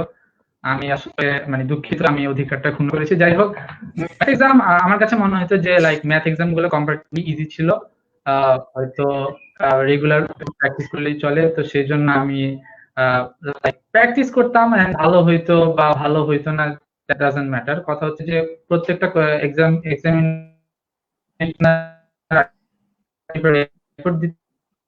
কি আউটকাম সেকেন্ডারি ইস্যু, প্রিপারেশন নিয়ে যাইতে হবে। আমি প্রিপারেশন নিয়ে যাইতাম, হয়তো অন্যদের ওই দিন হয়তো ব্যাটে বলে সংযোগ হইতো না, আমার হইতো। মানে এটা আসলে খুব একটা ম্যাটার করে না যে ম্যাথ এক্সামে কে ভালো করতেছে না। এক্সামিনেশন তার কতই আছে, ম্যাথ তো আর একা একটা বিষয় না, তাই না? আচ্ছা, ঠিক আছে, ধন্যবাদ সাদাত এই অভিযোগের সুন্দর একটি উত্তর দেবার জন্য। আমি রাগিব নূরের কাছে কি অভিযোগে যাব? না, আমি তো খুব একটা সেরকম করতাম না রেজাল্ট, সবাই খারাপ হচ্ছে করলে আমি খারাপ করতাম। রাগিব নূরের নিকট দুইটা অভিযোগ আমি দিব। প্রথম অভিযোগ হচ্ছে হচ্ছে রাগিব নূর নাকি মাঝে মাঝে বন্ধুর পুডিং উধাও করে দিত, ডাইনিং হলে বন্ধুর পুডিং উধাও করে দিত মাঝে মাঝে রাগিব নূর। এটা হচ্ছে প্রথম অভিযোগ। দ্বিতীয় অভিযোগটা হচ্ছে এমসিকিউ পরীক্ষায় আমরা 25-এর মধ্যে 15-16 পেয়ে খুশি হইতাম যে আমরা পাস করতেছি, কিন্তু রাগিব নূর ইজি যদি এমসিকিউ থাকতো 22-23 পাওয়ার পরে মন খারাপ করতো, যে না, মন খারাপ করতো না, আসলে খারাপ লাগতো যে আমার আরেকটু ভালো হওয়া উচিত ছিল। সেটা রাগিব নূরের সেলফ জাজিং বলবো আমি। কিন্তু এইখানে আমাদের অভিযোগ হচ্ছে আমরা 15-16 পেয়েও খুশি, রাগিব কেন খুশি নয়? এখানে বন্ধুদের অভিযোগটা ছিল। রাগিব নূরে এখানে কি বলা আছে? দুইটা প্রশ্নের উত্তর দিবে আশা করি। পুডিং নেওয়ার ব্যাপারটা, পুডিং তো সবাই নিত, সব ক্যারেক্টারই পুডিং নিত অন্যটা, এটা আমি একাই করতাম না। আমার কথা হচ্ছে যে ডাইনিং হলে পুডিংটা নিজের পুডিং নেওয়ার কথা আমি বলিনি, বন্ধুর পুডিং হ্যাঁ, কোন টেবিল বুঝতে পারছি মেটেরটা যে একটু বেশি নিয়েছি, এই প্রশ্নের উত্তরটা দিতে হবে, এবং তারপরে আমাদেরকে ওই এমসিকিউ এর হচ্ছে ইয়াটা বলতে হবে। এমসিকিউ আসলে উত্তর দিতে হবে। ফার্স্টেই বলতে হয় যে ক্যাডেট কলেজের মানে আমাদের ক্যাডেট কলেজের পুডিং এর মতো টেস্ট আসলে অন্য কোনো কোথাও আমি পাইনি, যা আজ পর্যন্ত বাইরে যত যেখানে পুডিং খাইছি। তার পুডিংটা আমাদের একটাই দেওয়া হইতো, সেই একটা খেয়ে আমাদের মন তৃপ্ত হইতো না। তো সবাই প্রায় অন্যেরটা মানে অন্যেরটা নিয়ে নিত আর কি, আগে আগে ডাইনিং হলে গিয়ে। এটা একটা রিজন। পুডিং মারা সব ক্যাডেটই পুডিং মারছে, এটা আসলে আমি একাই না। আর সেকেন্ড কোশ্চেনটা হলো এমসিকিউর ব্যাপারে। এমসিকিউ তো আমিও মাঝে মাঝে খারাপ করতাম, মাঝে মাঝে খুবই খারাপ করতাম। আর এমসিকিউর ব্যাপারটা হলো যে আমার একটু মানে মেমোরি ভালো ছিল, মানে এগুলো জিনিস মনে থাকতো আর কি। সব এমসিকিউ তো ভালো করতাম না। বায়োলজির ব্যাপারটা, বায়োলজি আর কেমিস্ট্রি এমসিকিউ তো আমি একটু হয়তো ভালো করতাম, কারণ ওই যেটা বললাম আমার মেমোরি একটু ভালো ছিল, এগুলো জিনিস ভালোভাবে মনে রাখতে পারতাম এই জন্যই আসলে। আর বাকিরা অনেকে আর অনেক ভালো করতো, আমার যারা ফ্রেন্ড তারাও অনেক ভালো, ইসলামও অনেক ভালো করতো বাংলায়। এই বাংলায় আমি কখনোই ভালো করতে পারতাম না। আমি স্পেশালি আমার বাংলা সেকেন্ড পেপার কিছু মনে থাকতো না, এবং অনেকটা খারাপ লাগতো পড়তে আর কি। তো ওইটাই, যে যেটাতে ভালো করতো, যার যেখানে ভালো লাগতো সে ওগুলাতে ভালো করতো। ইসলাম যেমন সাধারণ জ্ঞান, সরি, জেনারেল নলেজ কম্পিটিশনে পার্টিসিপেট করতো। এটা তো মানে ওর প্রশংসা কেউ করতেছে না। জেনারেল নলেজ কম্পিটিশনে পার্টিসিপেট করতে অনেক জেনারেল নলেজ পারতো। তো এই ব্যাপারগুলো এগুলো সবাই যে যেটাতে ভালো ছিল সেটাতে ভালো করতো। আমার যেহেতু এই যে যেটা বললাম আমি বায়োলজি আর কেমিস্ট্রিতে একটু ভালো করতাম এই আর কি। তাই বলে সবগুলোতে যে ভালো করতাম এমনটা না। ধন্যবাদ রাগিবকে এই উত্তর অভিযোগ, সরি, এই অভিযোগের উত্তরগুলো দেওয়ার জন্য। এরকম আরো অনেক অভিযোগ রয়েছে, সবগুলো অভিযোগ হয়তো আমরা নিচ্ছি না। আমরা একটি র্যাপিড ফায়ার রাউন্ড খেলবো আজকে। পড়াশোনার পর্বে কিন্তু আমরা আসবো, একটু পরে আমরা পড়াশোনা পর্বে আসবো। দর্শক যেহেতু বারবার বলছেন যে হচ্ছে ইয়া ইয়া একজন বলছেন যে ইসলাম ভাই কে আবার, আজকের প্রোগ্রামের হোস্ট ইসলাম ভাইয়া, মাজেদুল ইসলাম রাকিব ভাইয়া আজকের প্রোগ্রামের হোস্ট ইসলাম ভাইয়া, তার ক্যারেক্টার নাম ইসলাম ছিল। দর্শক খুবই মানে বারবার বলছেন যে আমাদের পড়াশোনার প্রশ্নগুলো নেন, পড়াশোনার প্রশ্নগুলো নেন। তো পড়াশোনার প্রশ্নে নিতে হচ্ছে আমাকে। একটু পরে আমরা র্যাপিড রাউন্ডটা খেলবো ইনশাল্লাহ। আমাদের মজার একটা রাউন্ড, আমরা মিস করবো না সেটিও। হচ্ছে অনেকেই অনেক ধরনের প্রশ্ন করছে। একটি গুরুত্বপূর্ণ প্রশ্ন এসেছিল আমাদের, সেটা হচ্ছে যে একজন বলছে যে মহিউদ্দিন বলছেন যে Sadat was very studious from childhood, spend of lot of time সম্ভবত বলতে চেয়েছিলেন reading newspaper and quiz. He is very good at general knowledge. I'm sure if he sits for BCS will secure first position inshallah. Very good. We do hope that. সাদাতের নিকট এই প্রশ্নের সম্পর্কিত একটা প্রশ্ন করতে চাচ্ছি যে সাদাত কিন্তু হচ্ছে কেমিস্ট্রি অলিম্পিয়াড করতো, তারপরে হচ্ছে সে ডিবেট করতো, ইংরেজি ডিবেট। আমাদের রাগিব নুরো এবং সাদাত হোসেন দুইজনই কিন্তু টেলিভিশন ডিবেট করতো। দর্শকবৃন্দ, অর্থাৎ দুইজন যখন টেলিভিশন ডিবেট করছেন তখন তাদের হচ্ছে চলমান বিভিন্ন সমস্যা এবং বিভিন্ন হচ্ছে কি বলবো বহুল আলোচিত বিষয়গুলো নিয়ে কিন্তু তাদের অনেক জ্ঞান ছিল। তারা অনেক ধরনের পরিসংখ্যান রাখতো বিতর্কে উপস্থাপনের জন্য। তারা অত্যন্ত সুবিতার্কিক দুইজনই বাংলা এবং ইংরেজিতে অনেক ভালো ফ্লুয়েন্ট, ভালোভাবে কথা বলতে পারেন বিতার্কিক যেহেতু। এবং সাদাত তো হচ্ছে টিভি ডিবেটে অনেক ভালো করেছেন, তারপরে হচ্ছে রাগিব নুরও টিভি ডিবেটে অনেক ভালো করেছেন। আমি সাদাতকে দুইটি প্রশ্ন করব। প্রথমে যে হচ্ছে এই ধরনের আমাদের এক্সট্রা কারিকুলার অ্যাক্টিভিটিস গুলা, যেগুলো আমি কেমিস্ট্রি অলিম্পিয়াড বলবো, ম্যাথ অলিম্পিয়াড বলবো, তারপরে ডিবেট বলবো, এগুলা কিভাবে একজন শিক্ষার্থীর কাজে দেয় এবং যারা পড়াশোনা করছেন তাদেরকে কিভাবে কাজে দিতে পারে বলে তুমি মনে করছো? এটা হচ্ছে প্রথম প্রশ্ন। দ্বিতীয় প্রশ্ন আমি একটু পরে করছি, প্রথম প্রশ্নের উত্তরটা যদি পাই। Saadat Hossain.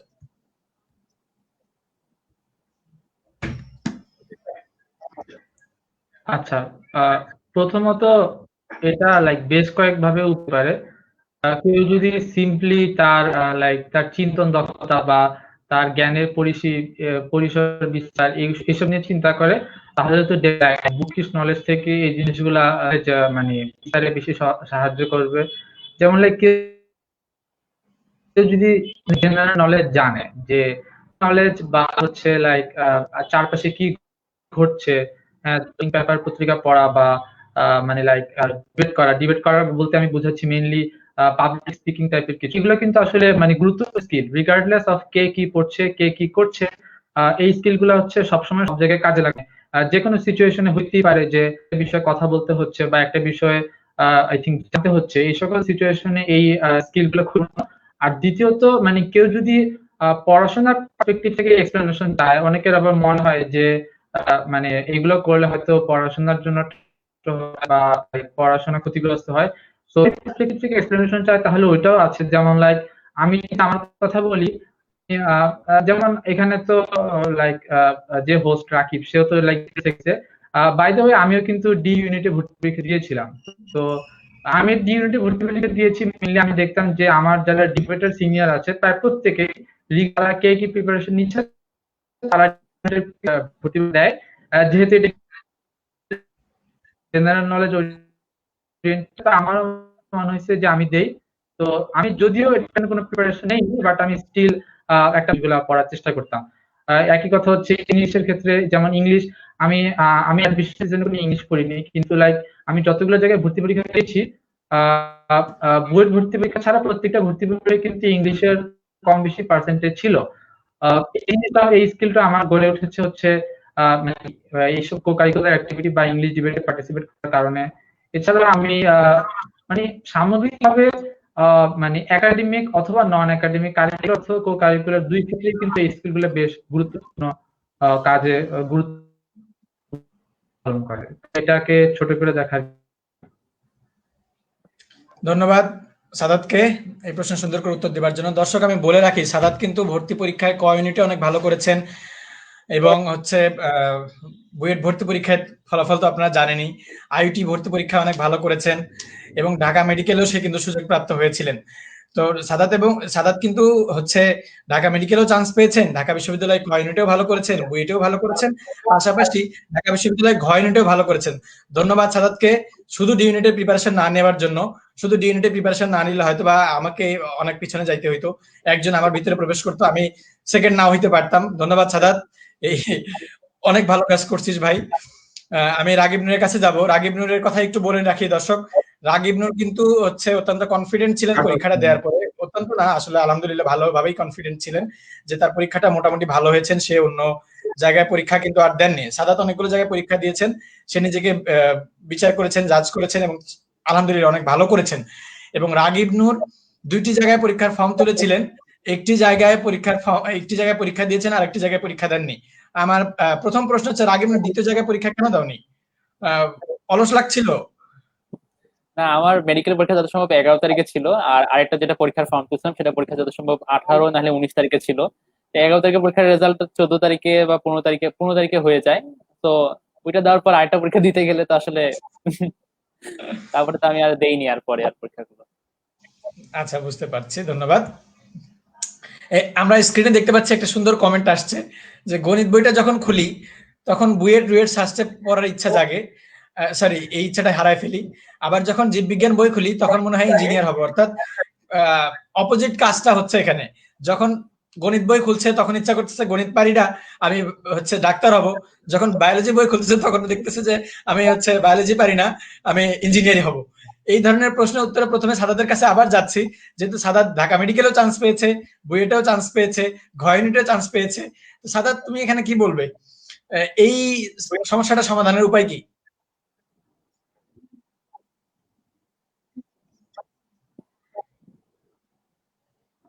First of all আমি তো এই সিচুয়েশনটা সেভাবে রিলেট করতে পারতেছি না।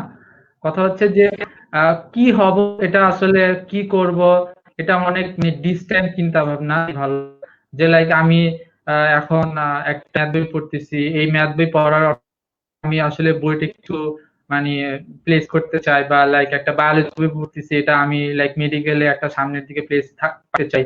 এটা এমন হইতে হবে কেন? কারণ হচ্ছে যে মানে আমি যেটা করতেছি সেটা আসলে একটা নতুন, আমি একটা জ্ঞান আহরণ করতে পারতেছি, নতুন কিছু জানতে পারতেছি, এই জিনিসটার আগ্রহ তৈরি করতে হবে। কারণ সবকিছু পড়ার ক্ষেত্রে এরকম মোটিভেশন খুঁজে পাওয়া যাবে না। কিছু জিনিস পড়তে ইন্টারেস্টিং লাগবে, কিছু জিনিস পড়তে ইন্টারেস্টিং লাগবে না। রিগার্ডলেস অফ ইন্টারেস্টিং লাগুক বা না লাগুক, যেহেতু সবগুলো বিষয়ে পড়তে হয় আমাদের, সবগুলো বিষয় কিন্তু বই খুললেই আমি এই চ্যাপ্টারটা শেষ করলে দিয়ে পেলাম, এই ধরনের চিন্তা করে আসলে ভাবনার পরিসর পড়ার ওই পার্সপেক্টিভে ওই জিনিসটা পড়ার প্রতি আসলে মনোযোগ থাকলে আমার মনে হয় বেশি ভালো হয়।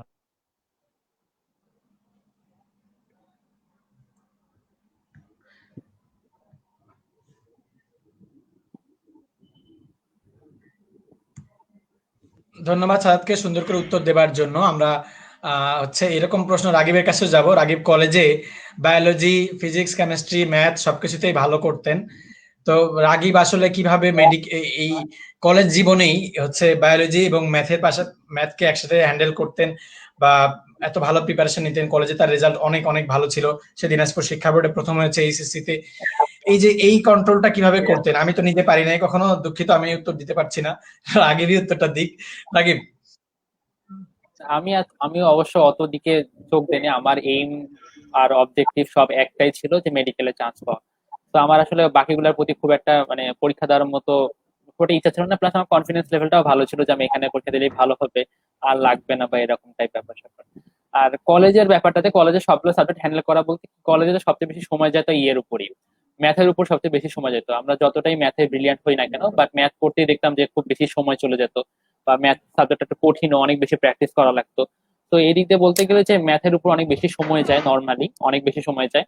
বাট সবগুলো সাবজেক্ট ভালো করা বলতে কি, যে আমাদেরকে যদি কেউ যদি মেডিকেলের জন্য ইন্টারেস্টেড হয়, তাকে অবশ্যই বায়োলজি আর কেমিস্ট্রিকে সবচেয়ে বেশি প্রাধান্য দিতে হবে, মানে সবচেয়ে বেশি ইম্পর্টেন্স দিয়ে তাকে সেটা পড়তে হবে।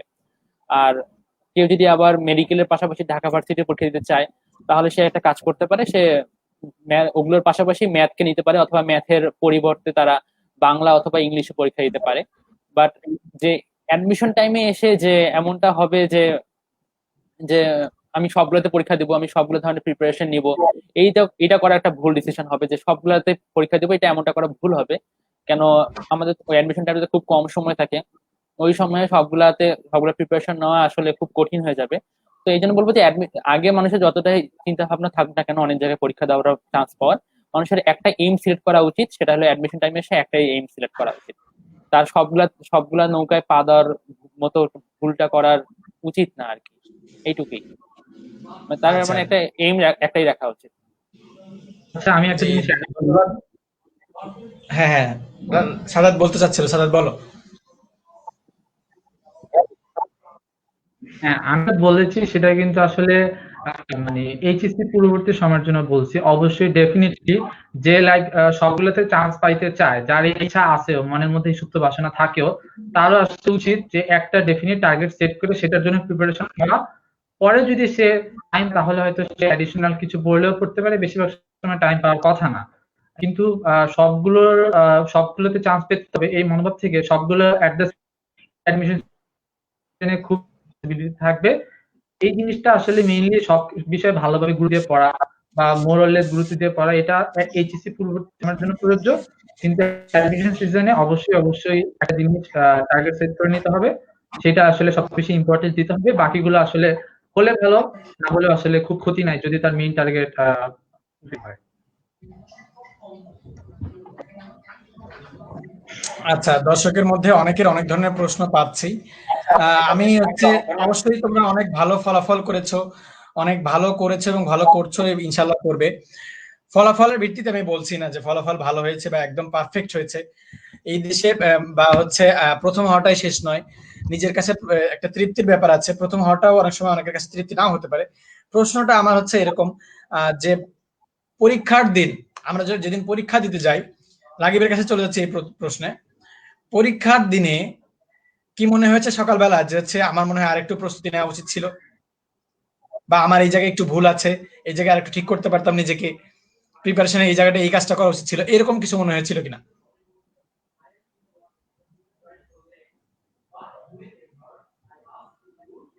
এটা অ্যান্সার কি আমার দেওয়ার কথা ছিল? হ্যাঁ, রাগিব, তোমাকে প্রশ্নটা করা আচ্ছা, হলো। তো এটার ব্যাপারটা হলো কি, যে প্রিপারেশন কখনই 100% নেওয়া পসিবল না। যে আমি সবকিছু পড়ে যাব, সবকিছু দেখে যাব, সবগুলো বই কভার করে যাব, সব বইয়ের পাশাপাশি সবগুলো গাইড টাইড সবকিছু পড়ে যাব, এগুলো আসলে মানে সবার মধ্যে একটা প্রিপারেশন একটা ঘাটতি থেকেই যায়। তো এটা ভাবাটা আসলে ভুল হবে যে আমি একদম 100% প্রিপারেশন নিয়ে আছি। কখনোই আমাদের প্রিপারেশন 100% হয় না। 100% যতটুকু কাছাকাছি দেওয়া যায় ততটুকু আমাদের ক্রেডিট। তো পরীক্ষার আগের দিনও আমার অনেক কিছু মনে হচ্ছিল যে আমি কোথায় মানে আমার হয়তো অনেকগুলো জায়গায় গ্যাপ আছে। আমি সবগুলো যখন নতুন নতুন করে বইগুলো খুলতেছি, তখন আমার মনে হচ্ছে যে এইটা পড়িনি, ওইটা পড়িনি, বা এইটা ভুলে যাচ্ছি। এই জিনিসগুলো আসলে খুবই কমন, যে এগুলো নর্মালি হবেই, যে এই ধরনের আমাদের নর্মালি মনে হওয়ার কথা, এগুলো খুবই নর্মাল ব্যাপার স্যাপার। বাট আমরা যখন পরীক্ষার আগের রাতে আমাদের কি করা উচিত, অনেকে হয়তো একটা কোশ্চেন দেখলাম যে পরীক্ষার আগের রাতে ঘুমানো উচিত কিনা।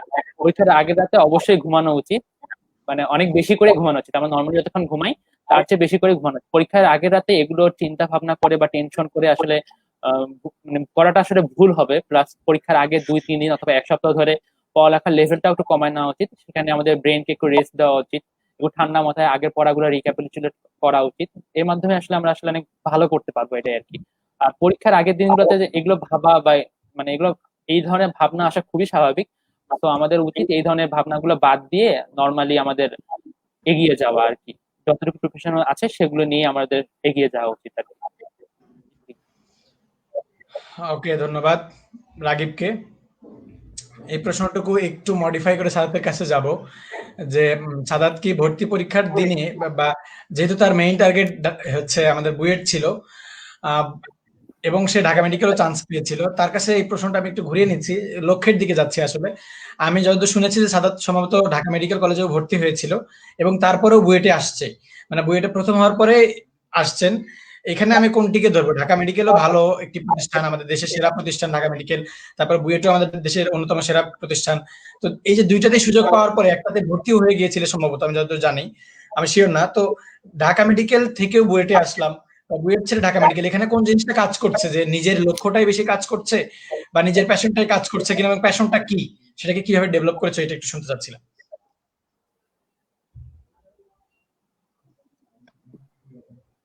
আহ, প্রথমত লাইক ঢাকা মেডিকেলের রেজাল্ট সম্ভবত আহ, যখন দিয়েছিল বা ভর্তির ডেট যখন দিয়েছিল তখন তো ওইটার রেজাল্ট দেয় নাই। তো যদি আমার লাইক না হয় তাহলে আমার একটা ভালো অল্টারনেটিভ ছিল হচ্ছে মানে মেডিকেলে ভর্তি হওয়া। তো সেই জন্য আসলে ভর্তি হয়, এটার আর কোনো কারণ নেই।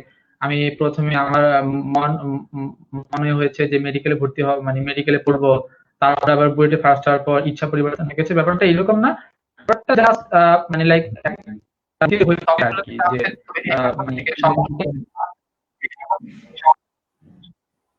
আচ্ছা, আহ, হ্যাঁ, আমার তো শুরুতে টার্গেট বুয়েট অ্যাডমিশন টেস্টে বা বুয়েটে পড়াই ছিল। তো আমি তো সেই অনুসারে নিজেকে প্রিপেয়ার করেছি। জাস্ট আর অন্যান্য যে পরীক্ষাগুলো আমি দিয়েছি সেগুলো জাস্ট ওই প্রিপারেশনই, বা আমার হচ্ছে লাইক কিছু পার্সোনাল এক্সপিরিয়েন্স লাইক কলেজ জীবন বা স্কুল জীবন, সেগুলোর উপর বেসিস করে আমি অ্যাডিশনাল কিছু যোগ করে হয়তো অন্য পরীক্ষাগুলো দিয়েছি, বাট অন্য পরীক্ষাগুলোর জন্য আমি সেভাবে প্রিপারেশন নেইনি। তাই প্যাশন আমার শুরু থেকে বুয়েটের প্রতি ছিল। আমি যখন রেজাল্ট দিয়ে যখন ভর্তির সময় হয়েছে তখন সেখানে মানে লাইক অবভিয়াস সেখানে ভর্তি হয়েছি, এটাতে আসলে কোনো মানে চিন্তা। ওকে, ধন্যবাদ সাদাতকে। আমি রাগিব নুরের কাছে আবারও চলে আসবো সম্ভবত। রাগিব নুরের কাছে প্রশ্নটা হচ্ছে এই, অনেকেই একটি গানের প্যারোডি ব্যবহার করছে, আকাশেতে লক্ষ্য তারা চাঁদ কিন্তু একটারে প্যারোডি নিয়ে আসছে অনেকেই, যে হচ্ছে বাংলাদেশের লক্ষ্য শিক্ষার্থী রাগিব নুর কিন্তু একটারে, অর্থাৎ রাগিব নুরের মেডিকেলে মার্কস অনেক ভালো এসেছে এবং সে যথেষ্ট কনফিডেন্ট ছিল। রাগিব নুরের কাছে এই এই ছন্দটা নিয়ে আসার কারণ যে রাগিব নুর শুধুমাত্র একটি লক্ষ্য রেখেছে এবং একদিকে গিয়েছে, এবং একদিকে সে প্যাশনেট ছিল এবং অনেক ভালো করেছে। তার নিকট প্রশ্নটা হচ্ছে যে এই যে জীববিজ্ঞানের এতগুলো তথ্য মুখস্থ করা বা মুখস্থ রাখা, মনে রাখা, আসলে টেকনিকের মাধ্যমে মনে রাখা, এই টেকনিকটা শিক্ষার্থীরা কিভাবে করতে পারে? যদিও পড়াশোনা রিলেটেড প্রশ্ন আমরা করতে চাচ্ছিলাম না, অনেকের অনেক ধরনের রিকোয়েস্ট আমরা নিচ্ছি প্রশ্নটা, যে এতগুলো তথ্য মনে রাখার জন্য কি করেছিলে, কোন উপায়টি ফলো করেছিলে? তো এই ব্যাপারে বায়োলজিতে অনেক ধরনের তথ্য থাকে, অনেক তথ্যবহুল, কেমিস্ট্রি অনেক তথ্যবহুল, কেমিস্ট্রিতে অনেক কিছু মনে রাখতে হয়। বাট এই জিনিসগুলো কি, যে আমাদের বায়োলজির ব্যাপারগুলো একটু বুঝে বুঝে মনে রাখা উচিত, বুঝে বুঝে মনে রাখলে জিনিসগুলো একটা বেশি দিন মনে থাকবে। আর একটা ব্যাপার অনেকে করতে পারে, আমি যখন ক্যাডেট কলেজে ছিলাম, যখন আমি কলেজে পড়তাম, ওই সময়টা আমি সকালবেলা বা সারাদিন মিলে আমাদের প্রেপ টাইম মিলে ক্লাস টাইম মিলে এই সময় মিলে আমি যত কিছু পড়তাম সেটা রাতের বেলা ঘুমানোর আগে আরেকবার আমি রিভিউ করার ট্রাই করতাম। মানে সারাদিন যা পড়েছি, যেগুলো পড়ছি, আমি রাতের বেলা আরেকবার পড়ে দেখতাম যে এই জিনিসগুলো আমার আসলে মনে থাকে কিনা। প্লাস আমি একটা রিসার্চও দেখছিলাম যে ঘুমানোর আগে পড়া যেগুলো আমরা পড়ি সেগুলো আমাদের বেশি দিন মনে থাকে বা ভালো মনে থাকে। তো আমি যেগুলো পড়তাম সেগুলো আসলে আমি ঘুমানোর আগে আরেকবার রিভিউ করতাম। প্লাস আরেকটা কাজ করতাম যে অনেকগুলো তথ্য ইম্পর্টেন্ট, বাট সেগুলো আমাদের মনে থাকে না, বা নর্মালি আমরা গুলাই ফেলি, সবকিছু মিক্স আপ করে ফেলি। তো এই ব্যাপারটাতে আমি বলবো যে আমাদের একটা করে মানে যেখানে আমরা পড়াশোনা করি সেটার আশেপাশে অনেকগুলো ছোট ছোট কাগজ লাগিয়ে রাখা, স্টিকি নোট লাগিয়ে রাখা উচিত, যেখানে আমরা আমাদের যেগুলো মনে থাকে না সেগুলো লিখে রাখলাম। প্লাস আমাদের যখন পড়াশোনায় বোরিং লাগলো তখন আমরা সেগুলো দেখলাম। তো এইভাবে যে জিনিসটা আমরা বারবার দেখবো সেই জিনিসটা বারবার দেখার মাধ্যমে আমার ওই জিনিসগুলো একদম মনের মধ্যে আসলে গেঁথে যাবে ব্যাপারটা। এই ব্যাপারটা হলো অনেকটা এইরকম, যে কোনো একটা জিনিস বারবার দেখলে আমাদের পড়াটা অনেক ভালো মনে থাকবে। প্লাস আমরা যদি এমন একটা হলো যে যদি আমরা এমন করতাম যে একটা খাতা বানালাম, সেই খাতার মধ্যে যেগুলো মনে হচ্ছে না সেগুলো লিখে রাখলাম, এরকম করলে আমাদের পড়াগুলো খুব বেশি বেশি করে মনে থাকবে এবং আসলে বারবার দেখার মাধ্যমে আমরা অনেক ভালো করতে পারবো। তো এইভাবে আমি আসলে মনে রাখার চেষ্টা করতাম। আর একটা ব্যাপার হলো যে নিমোনিক্স দিয়ে মনে রাখা। নিমোনিক্স নিয়ে মনে রাখাটা আমি যদি খুব কঠিন, মানে যেগুলো খুব কঠিন বা মনে রাখতেই হবে সেই জিনিসগুলো আমরা নিমোনিক্স দিয়ে মনে রাখতে পারি, বাট যেগুলো অনেকগুলো তথ্য থেকে অনেকে সবকিছু নিমোনিক্স দিয়ে মনে রাখার ট্রাই করতে চায়, বা ছন্দ দিয়ে মনে রাখার, ছন্দ বা অনেকগুলো কবিতা টবিতা বানায় মনে রাখার ট্রাই করে।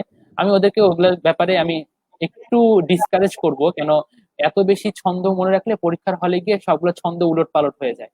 সবকিছু আমাদের আসলে তখন মনে থাকে না কোন ছন্দটা কোথায় ইউজ করব। বাট খুব একটা নর্মাল জিনিস যখন আমরা মনে রাখার ট্রাই করি তখন কি হয় যে তাহলে ছন্দ আমরা উলট পালট করে ফেলি।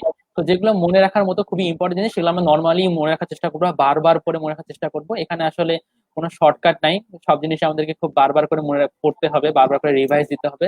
বারবার করে রিভাইজ দিলে আমরা জিনিসগুলো খুব বেশি বেশি করে মনে রাখতে পারবো। আর যেটা বললাম স্টিকি নোটের ব্যাপারটা, অথবা একটা খাতা বানাবো যে খাতায় আমি আমার সবগুলা ব্যাপার লিখে রাখবো, এবং যখন আমি সময় পাবো অথবা যখন আমার একটু খারাপ লাগবে পড়তে পড়তে তখন আমি সেই খাতাটা খুলে দেখবো, অথবা ঘুমাতে যাওয়ার আগে আমি খাতাটা আরেকবার দেখবো। এভাবে দেখলে আমার মনে হয় যে জিনিসগুলো খুব ভালোভাবে করে মাথায় গেঁথে যাবে, আর যতক্ষণই পড়বো না কেন ততক্ষণই মন দিয়ে পড়বো। আচ্ছা, ধন্যবাদ রাগিবকে অত্যন্ত সুন্দর করে আমাদের উত্তরটি দেবার জন্য। আমাদের তানভীর তাসোয়ার কমেন্ট করছে, admission crackers is doing a great job. Thank you Tanvir Taswar from admission crackers, অনেক ভালোবাসা নিবে। দর্শক, আমরা বলেছিলাম যে আজকের লাইভে আমরা এমন কোন প্রশ্ন নিব, দু একটি প্রশ্ন এমন প্রশ্ন নিব যেটা আসলে হচ্ছে আপনারা চাইলেও পৌঁছাতে পারেন না হচ্ছে এই দুইজন টপারদের নিকট। অনেক সময় সেটা আপনাদের মনের কথা থাকে, অনেক সময় অনেকের চাওয়া থাকে, অথবা পড়াশোনা রিলেটেড কিছু থাকে। একজনের অনেক আকাঙ্ক্ষা দেখছি, একজন ফ্যানের, আমি সেই ফ্যানের নিকট চলে যাচ্ছি। শাওনুর রহমান শান্ত বলেছেন, রাগিব ভাই আপনি তো কিউট, কিউট শব্দটা কি বলেছেন আমি বুঝতে পারছি না আসলে। আচ্ছা, সে দ্বিতীয়ত আরেকটি প্রশ্ন করেছেন যে হচ্ছে রাগিব ভাই আমার ফ্রেন্ড রিকোয়েস্ট কেন অ্যাকসেপ্ট করছেন না। আমি উত্তরটা দিয়ে দিতে চাই শাওনুর রহমান শান্ত শান্ত ভাইকে।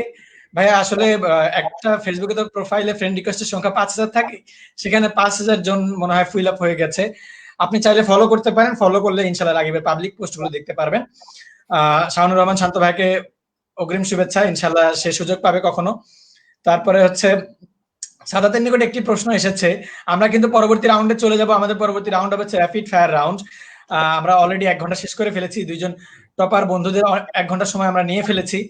আমরা যেহেতু বিভিন্ন সময় বিভিন্ন লাইভে তারা কোন বই পড়া উচিত, কি করা উচিত না করা উচিত, এরকম এই সম্মুখ ধারণাগুলো অনেকবার দিয়েছেন, অনেকবার আমরা তাদের থেকে পেয়েছি। তারা সব শেষে আমাদেরকে এই সম্মুখ ধারণাগুলো 2-3 মিনিটে দিবেন, যে একটি ফাইনাল প্রিপারেশনের জন্য একটি আউটলাইন তারা দিবেন, একটি দিক নির্দেশনা তারা দিবেন। অবশ্যই দর্শককে ধৈর্য ধরার জন্য অনুরোধ করব, এবং ফাইনাল আউটলাইনটা পাওয়ার জন্য সবাইকে বলবো শেয়ার করার জন্য।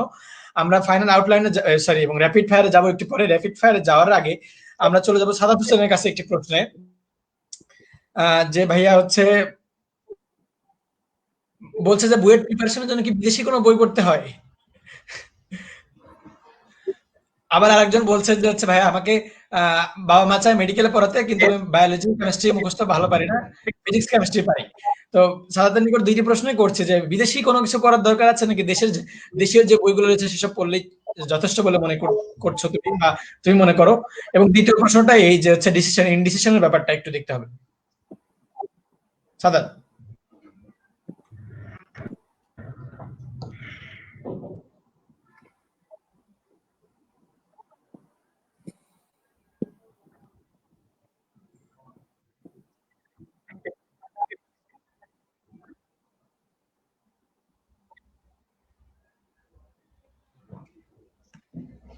সাদাত, আমি শুনতে পাচ্ছি না এখনো।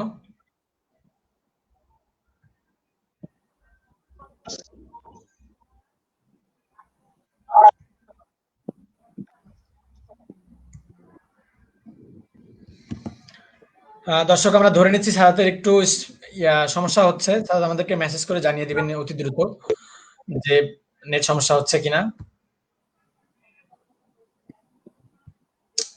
আমরা র্যাপিড ফায়ার রাউন্ডটা শুরু করতে যাব, তার আগে রাগিব নুরের কাছে একটি প্রশ্ন ছুড়ে দিব। যদি সে সবার শেষে শুরু করব, তার আগে আমি যদি সাদাত চলে আসেন, আমাদের একটু সাদাত যদি চলে আসেন, তবে আমরা র্যাপিড ফায়ার রাউন্ডটা শুরু করতে চাই। আমি দ্বিতীয় প্রশ্নটা শুনতে পাই। দ্বিতীয় প্রশ্ন শুনতে পাওনি? ওকে, ঠিক আছে, সাদাত চলে এসেছে। দ্বিতীয় প্রশ্নটা হচ্ছে এই যে বাবা মা চাচ্ছে মেডিকেলে পড়াইতে, কিন্তু আমার জীববিজ্ঞান এবং কেমিস্ট্রি মুখস্থ ভালো হচ্ছে না, বায়োলজি এবং কেমিস্ট্রি আমি ভালো মুখস্থ করতে পারছি না। এমত অবস্থায় আমার ম্যাথ এবং ফিজিক্স ভালো লাগছে, এই অবস্থায় আমি কি করব? প্রশ্নটা সম্ভবত এরকম। আমি জানি না দরকার আছে কি নাই। আমি ব্যক্তিগতভাবে কোনো বিদেশি রাইটারের বই পড়িনি। আমি এতটা সময় পাই না পড়ার মতো। আর দ্বিতীয় প্রশ্নটা আরেকবার একটু রিপিট করা।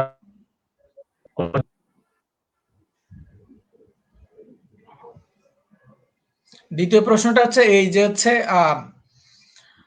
আমার পছন্দ হচ্ছে, বাবা মার পছন্দ আমি ডাক্তার হব, আমার জীববিজ্ঞান এবং কেমিস্ট্রি মুখস্থ থাকছে না, আমার ভালো লাগছে ম্যাথ এবং ফিজিক্স, আমি কি করব? বাবা মার পছন্দ ডাক্তার হব, আমার ভালো লাগছে না।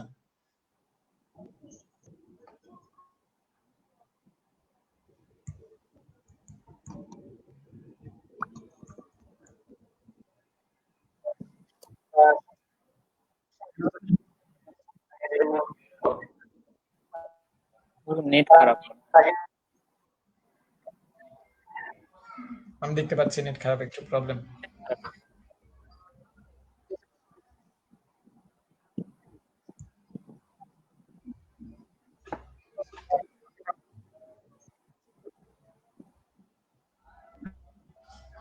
আমার কথা শুনতে পাচ্ছ? হ্যাঁ, শুনতে পাচ্ছি।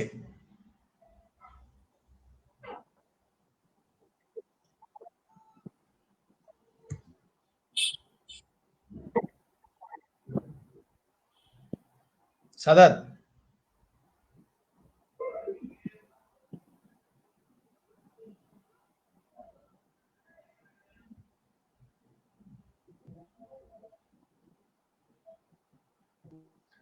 আমার মনে হয় সাদাতের একটু নেটের সমস্যা। সাদাত একটু পরে সর্ট আউট করে আসবেন। আমি রাগিব নুরের কাছে যাব, যেহেতু দর্শক অপেক্ষা করছেন। রাগিব নুরের কাছে আমি প্রশ্নটুকু নিয়ে যাব। রাগিব নুর, আমি র্যাপিড ফায়ার খেলতে চাই তোমার সাথে। আমরা র্যাপিড ফায়ারটা শুরু করতে চাই, তুমি কি প্রস্তুত? হ্যাঁ, প্রস্তুত। ওকে। দর্শক যারা মনে করেন যে রাগিব নূর অনেক বেশি পড়াশোনা করেছেন এবং কতটুকু কি কি করছে না করছে ইত্যাদি আপনাদের মনে নানা ধরনের প্রশ্ন থাকে, আমরা র্যাপিড ফায়ার খেলবো এবং র্যাপিড ফায়ারে দেখতে চাই যে রাগিব নূর ভাইয়া তার কলেজ জীবনে বা বিভিন্ন সময়ে কি কি জিনিসের সম্মুখীন হয়েছেন এবং কি কি করেছেন না করেছেন। দেখি রাগিব নূর ভাইয়ার আহ, প্রথম প্রশ্ন একটি সহজ প্রশ্ন, এমন কাজ মনে হয় রাগিব নূর ভাইয়া কখনো করেন নাই। দর্শকদের থেকে এসছে, রাগিব নূর ভাইয়া কি কখনো ফেল করেছেন? না, আমি কখনো ফেল করিনি। Good. করছিলাম প্রত্যেকটা করছিলাম প্রশ্ন করছিলাম না, করছিলাম, ফেল করছিলাম। এবার কবে? সাধারণ জ্ঞান পরীক্ষায় ফেল করছিলাম। আচ্ছা, ক্যাডেট কলেজে অনেক সাধারণ জ্ঞান পরীক্ষায় ফেল সেভেনে করেছে। সেভেনে জিকে পরীক্ষাটা তো আমাদের পুরো হোল ব্যাচের অনেকেই করছিল, অনেক কঠিন কোশ্চেন করছিল আর কি। করছিলাম মনে হয়। এটা কোথায়, এটা ক্যাডেট কলেজে কি? হ্যাঁ, ক্যাট কলেজে সেভেনের দিকে মনে হয় খুব কঠিন কোশ্চেন করতো, সবাই ফেল করতো, এরকম সময় একবার করছিলাম, মনে নেই। পরে মনে হয় পাশ করে দিছিল এরকম type কিছু। আচ্ছা, ঠিক আছে। দ্বিতীয় প্রশ্ন, প্রত্যেকটা প্রশ্নের উত্তর কিন্তু আমাদের 8 সেকেন্ড। এই উত্তরটা কিন্তু ব্যাখ্যা 8 সেকেন্ডের বেশি হয়ে গেছে, 8 সেকেন্ডের বেশি নেওয়া যাবে না এবং বেশি ব্যাখ্যা দিলে আমাদের অনেক সমস্যা হবে। আমরা বেশি ব্যাখ্যা নিব না। আশা করি আমরা শর্টকাট বুঝাবো, কারণ সবাইকে সবকিছু বললে অনেকে অনেক কিছু ভাববে। দ্বিতীয় প্রশ্ন চলে যাচ্ছে। দ্বিতীয় প্রশ্ন হচ্ছে পরীক্ষায় মার্ক বাড়িয়ে, পরীক্ষায় জিপিএ ভালো করার জন্য পেয়েছি আমি 80, 80 পাইলে জিপিএ ভালো হবে, কিন্তু পেয়েছি আমি 79, 78। এমন অবস্থায় টিচারের কাছে গিয়েছি কিনা যে স্যার আমাকে হচ্ছে 2 মার্ক বাড়ায় দেন, বা স্যার এখানে আমার মার্কস বাড়বে, এরকম করেছি কিনা যে স্যার এই 1 মার্কস হইলে আমার জিপিএ বাড়বে, এরকম করেছি কিনা? হ্যাঁ, এরকম অবশ্যই করছি। মানে দেখতেছি যে একটা সাবজেক্টের জন্য আমার হোল জিপিএ এ হয়ে যাচ্ছে, এ প্লাসও আসতেছে না, তো ওই জন্য করছিলাম। করছিলাম। ইয়েস, অ্যান্সার ঠিক আছে। ঠিক আছে। আচ্ছা, থার্ড হচ্ছে রেজাল্ট খারাপ করার জন্য কখনো মায়ের কথা শুনেছি? কলেজে রেজাল্ট খারাপ হয়েছে, মা বলেছে যে কি করেছো রেজাল্টে, ভালো করতে হবে বা আরেকটু ভালো করা দরকার। আহ হ্যাঁ, এটাও শুনছি, অনেকবারই শুনছি। একটু খারাপ হলে আমাকে অনেক শোনা লাগতো, আমার আম্মু খুব এই ব্যাপারে খুব স্ট্রিক্ট ছিল আর কি। তো এই দিক দিয়ে হ্যাঁ শুনছিলাম, অনেক কথাই শুনছি আম্মুর কাছ থেকে এই ব্যাপারে। কলেজের রেজাল্ট হলে তো কলেজের বাসায় ইয়ে পাঠিয়ে দিত, কি জানি খাতা, মানে একটা অ্যাসেসমেন্ট রিপোর্ট পাঠিয়ে দিত, ওটা আম্মু প্রত্যেকবারই চেক করতো। তো ওই জন্য অনেকবার কথা শোনা লাগছে। আচ্ছা, মেডিকেল এক্সামের দিনে এক্সাম সেন্টারে বই নিয়ে গিয়েছি। না, এক্সাম সেন্টারের বই নিয়ে যায়নি। আমি আগের রাত থেকে কিছু পড়াশোনা করি নাই মেডিকেল এক্সামের আগে থেকে। ওকে, এক্সাম সেন্টারে বই নিয়ে যাইনি। এক্সাম সেন্টারে হচ্ছে যখন গিয়েছি দেখেছি তো অনেকেই বই নিয়ে গেছে। ওই টাইমে কি একটু ডিপ্রেশন বা হচ্ছে একটু খারাপ লাগে যে আমি কেন নিয়ে আসলাম না, বা এরা এমন করতেছে কেন, বা এরকম মনে হয় যে ধুর, কাজ নেই, আজকে সে পড়তেছে, আজকে সে পড়ে একদম পুরা বই হ্যাঁ, খেয়ে এরকম ফেলবে, অনেকেই দেখছি এরকম মনে এরকম হয়। যে শেষ মুহূর্তে মা বাবার দোয়া না নিয়ে বই দেখতেছে, কাজী আজমল স্যারের বই দেখতেছে, হাজারি স্যারের বই দেখতেছে, এরকম অনেককে দেখছি। বাট একটু খারাপ লাগছে যে আমি হয়তো, ওরা এত সিরিয়াস, আমি হয়তো সিরিয়াস না, এই ব্যাপারটা আর কি।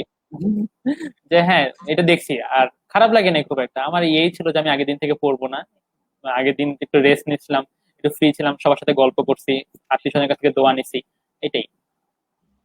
ওকে দর্শক, আমরা শুনতে পেলাম যে রাগিব নুরেরও খারাপ লাগছে যে আমার একটু বেশি সিরিয়াস হওয়া উচিত ছিল। দর্শক চিন্তা করুন যে আমরা যারা ভর্তি পরীক্ষার্থী তাদেরও কোন লেভেলের সিরিয়াস হতে হবে তাহলে। আচ্ছা, রাগিব নুরের কাছে এখন আরেকটি প্রশ্ন। বর্তমানে একটা ট্রেন্ডিং জোক রয়েছে আর কি, ট্রেন্ডিং জোকে আমি চলে যাচ্ছি। ট্রেন্ডিং জোকটা এরকম যে ট্রেন্ডিং জোকটা আসছে এরকম যে হচ্ছে আম, আগে আমাদের যখন ছোট ছিলাম তখন হাতের মধ্যে আমরা বড় বড় ম্যাথ করতাম, যে 3000 যোগ 7000 যোগ এত এত এত এত যোগ 1,10,000 এরকম। কিন্তু ছোট হয়ে, সরি, এখন বড় হওয়ার পরে, ছোটবেলায় যেগুলো ইজিলি হাতে করতাম, বড় হওয়ার পরে দেখা যাচ্ছে 10+5=15 এটা ক্যালকুলেটরে করতে হচ্ছে।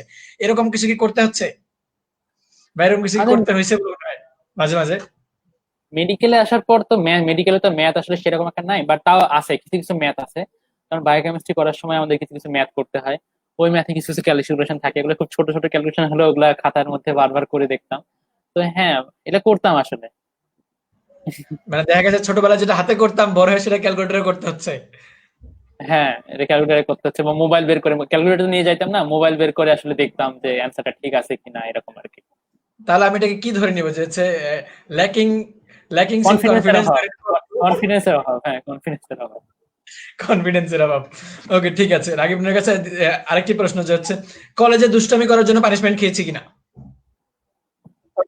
হ্যাঁ, অনেকবার খেয়েছি তো। আমাদের কলেজে ইডি দিত, আমি কলেজে ইডি খেয়েছি 4টা না 5টা ইডি খেয়েছি মনে হয়। তো ইডি দিত, ইডি খাইছিলাম। আর সেই রকম দুষ্টামি করতাম না, আমি ভদ্র ছেলে ছিলাম। আচ্ছা, ঠিক আছে। রাকিব ভাই, এখন হচ্ছে আরেকটা প্রশ্ন যে হচ্ছে আহ, কোন টিমের সাপোর্টার ফুটবলে, কোন টিমের সাপোর্টার, কোন ক্লাবের সাপোর্টার ফুটবলে, কোন ক্লাব? আমি ওই ক্লাবের জার্সি পরে আছি, রিয়াল মাদ্রিদের সাপোর্টার আমি।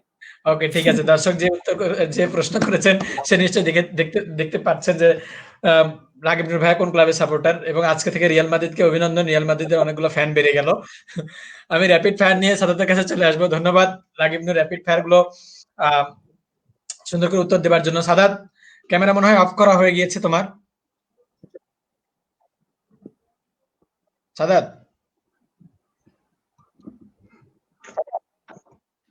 এখন আবার হঠাৎ অফ হয়ে গেলে কি হবে? সাদাত, ক্যামেরাটা অন করতে হবে।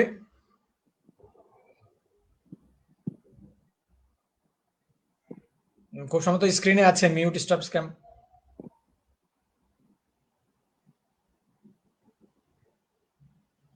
হ্যালো। হ্যাঁ সাদাত, শুনতে পাচ্ছি। আমরা র্যাপিড ফায়ারে তোমার কাছে চলে আসবো। সাদাত মনে হয় ডিসকানেক্টেড হয়ে গেল। ওকে, নো প্রবলেম।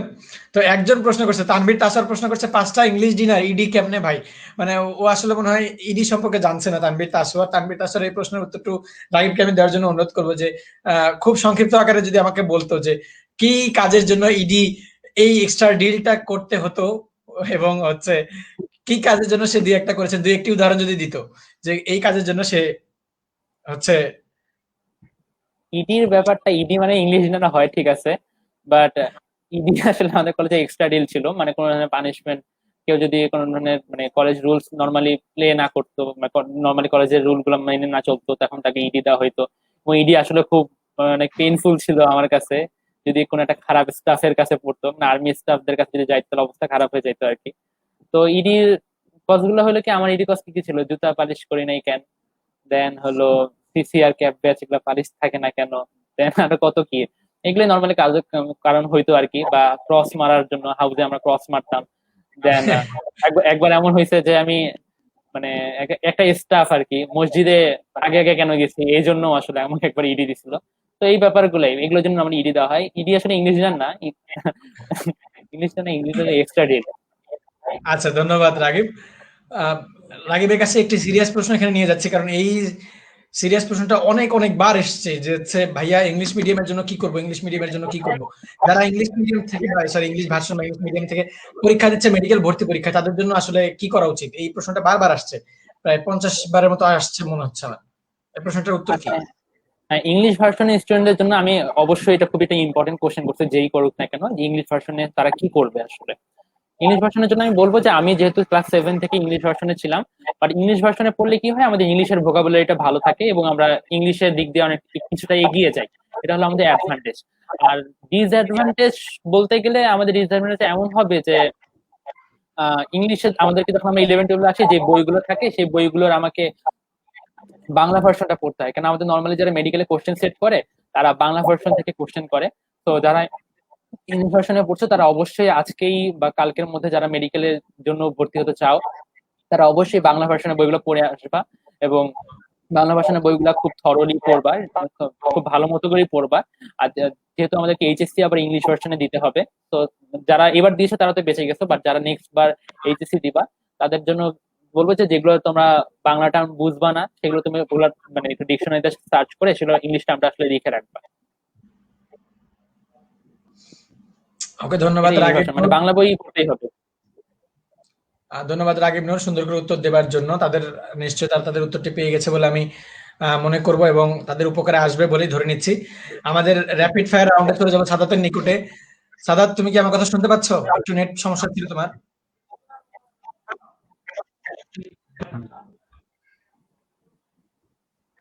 সাদাত? হ্যাঁ, আমি পাচ্ছি তো। হ্যাঁ, ওকে, ধন্যবাদ। সাদাতের কাছে আমি প্রশ্নগুলো নিয়ে আসছি র্যাপিড ফায়ার রাউন্ডের জন্য। সাদাত, তুমি কি প্রস্তুত? হ্যাঁ, প্রস্তুত। আচ্ছা, শুনেছি তুমি কখনো ম্যাথে 100 নিচে পেতে না, 100 বেশিরভাগ সময় পেতে। তো হচ্ছে জীবনে ম্যাথে কখনো A মাইনাস পেয়েছো?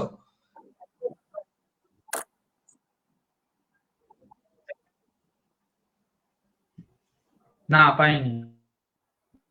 Very sad. আচ্ছা দর্শক, আমরা শুনলাম যে সাদাত কখনো ম্যাথে A মাইনাস পায়নি। এটা সাদাতের জন্য একটা কি বলবো, ল্যাকিংস থেকে গেল সাদাতের অ্যাচিভমেন্টে। আমি আশা করি আমার মতো সাদাতের এই অ্যাচিভমেন্টের বাক্সেও একদিন A মাইনাস ঢুকবে, যদিও অনেকেরই ঢোকে আমাদের কলেজ লাইফে। রাগিব, কখনো A মাইনাস পেয়েছিলাম কোনো সাবজেক্টে রাগিব? মানে অপূর্ণ। এ মাইনাস মনে পড়ে না আমার। এ পাইছিলাম অনেকবার, এ মাইনাস পাইনি মনে হয়। এ পাইছিলাম অনেকবার, অনেকবার এ মাইনাস এ পাইছি। এ পাইছি, A মাইনাস পাইনি। আচ্ছা ঠিক আছে, সাদাতের নিকট এই প্রশ্নটা। সাদাত আর কিছু অ্যাড করবে এখানে, যে A মাইনাস পাওনি বা কেন পাওনি, এই টাইপ কিছু? সাদাত? না, ম্যাথে পাই নাই। ম্যাথে এ মাইনাস পাই নাই, বাট লাইক ইংলিশে আমাদের পুরো কলেজে হাই স্টুড তো 70 মতো, তো ওইখানে হিসাব করলে ওইখানে তো এ মাইনাস পাই আসলে। আরো কিছু কিছু সাবজেক্ট হইতে পারে, বাট ম্যাথ ইন জেনারেল আমার কাছে মনে হচ্ছে প্র্যাকটিস করলে ভালো করা যায়, তো প্র্যাকটিস করতাম। ম্যাথ পরীক্ষা লাইক খুব খুব একটা হইতো না, এখানে হয়তো এ মাইনাস পাওয়া হয়নি আমার। আচ্ছা দর্শক, অত্যন্ত দুঃখিত, আমরা আপনাদের সবার প্রশ্ন করতে পারছি না, নিতে পারছি না, আমাদেরকে ক্ষমা করবেন। সব ধরনের প্রশ্নের উত্তর আমরা বিভিন্নভাবে তাদের থেকে নিয়ে পৌঁছাবো আপনাদের কাছে। তাদেরকে প্রশ্ন করবো, তারা উত্তর দিলে সেই উত্তরটুকু আপনাদের কাছে পৌঁছে দেওয়ার জন্য আমরা চেষ্টা করবো। আমি র্যাপিড ফায়ার রাউন্ডের দ্বিতীয় প্রশ্ন চলে যাচ্ছি সাদাতের নিকট। অত্যন্ত দ্রুত অ্যান্সার দিতে হবে। হচ্ছে, রেজাল্ট খারাপের জন্য বাসায় কখনো বকা খেয়েছি কিনা? নটরডেমে।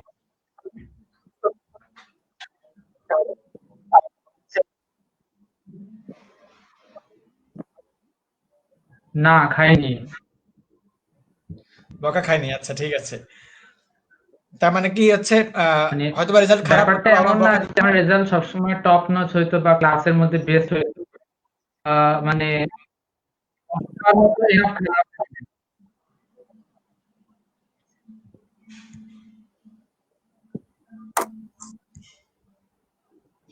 সাদাত?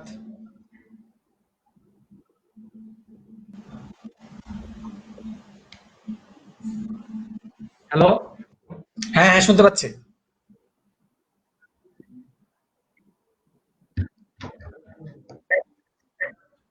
হ্যাঁ, যেটা বললাম আর কি, ব্যাপারটা এমন না যে আমার রেজাল্ট সবসময় টপ নচ ক্লাসের মধ্যে বেস্ট ছিল, কিন্তু খারাপ হয়নি আর কি, খুব বেশি খারাপ হয়নি, একটু ফ্লাকচুয়েশন তো হতেই পারে, বকা নাই।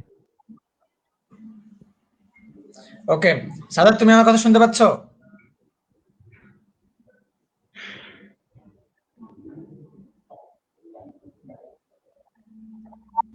সাদাত, হ্যাঁ শুনতে পাচ্ছি তো।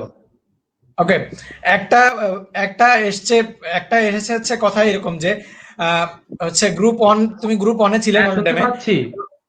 হ্যাঁ, বলেছে এই যে বায়োলজি ল্যাবে প্র্যাকটিক্যাল করতে গিয়ে রুই মাছ কেটে ফুলকা ফুটানো হতো, অর্থাৎ তোমরা হ্যাঁ বন্ধুরা হ্যাঁ মিলে বুঝতে পারছি। বায়োলজি ল্যাবে রুই মাছ কেটে ফুলকা ফুটাতে মজা করার জন্য, এটা কি সত্যি কিনা এবং এটা করেছো কিনা?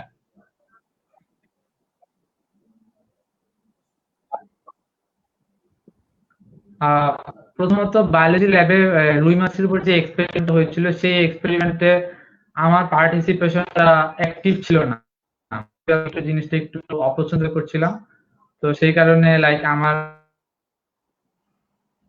বাট এটা ঠিক, এটা অনেকে করতো বাট আমি এটা করিনি। আচ্ছা, ঠিক আছে, ধন্যবাদ। হচ্ছে একটা কথা আছে এরকম যে সেই কথিত কুইজগুলোর ক, খ, গতে কোনো মতে গিয়ে ঘতে আর গাড়ি চলে না, এরকম একটা কথা আছে নরডামে গ্রুপ ওয়ানের মধ্যে প্রচলিত, যে হচ্ছে কুইজগুলোর ক, খ, গতে গিয়ে ক, খ, গ কোনো মতো শেষ করার পরে ঘ নাম্বারে গিয়ে কোনো মতো গাড়ি চলে না, সেখানেও তুমি সম্ভবত ভালো করতে। এই গাড়ি চলে না, এটার হচ্ছে মানে কি এবং এটা কেন?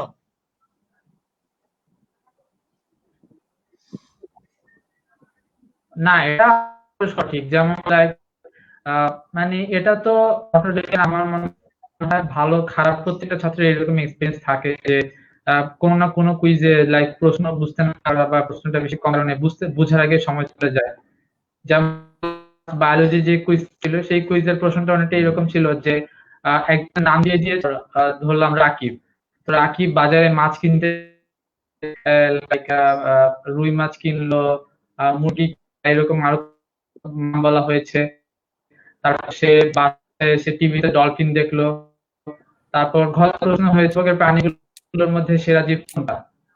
তো সবাই মানে like most of the student expect করছে যে লাইক এভাবে অ্যান্সার করছে যে সেরা হয়তো পাখি, কারণ সে পাখি একটা কিনছে, বাট আসলে সেরা কিনছে। তো এইরকম অনেক মানে কুইজের প্রশ্নতে অনেকটা আসলে, এটা আমার হয়েছে, এটা সবারই হয়েছে, এটা একটা মধুর অভিজ্ঞতা আর কি, তিক্ত মধুর মিশ্রিত। আচ্ছা, ধন্যবাদ সাদাত। এখানে আরেকটি বলি যে হচ্ছে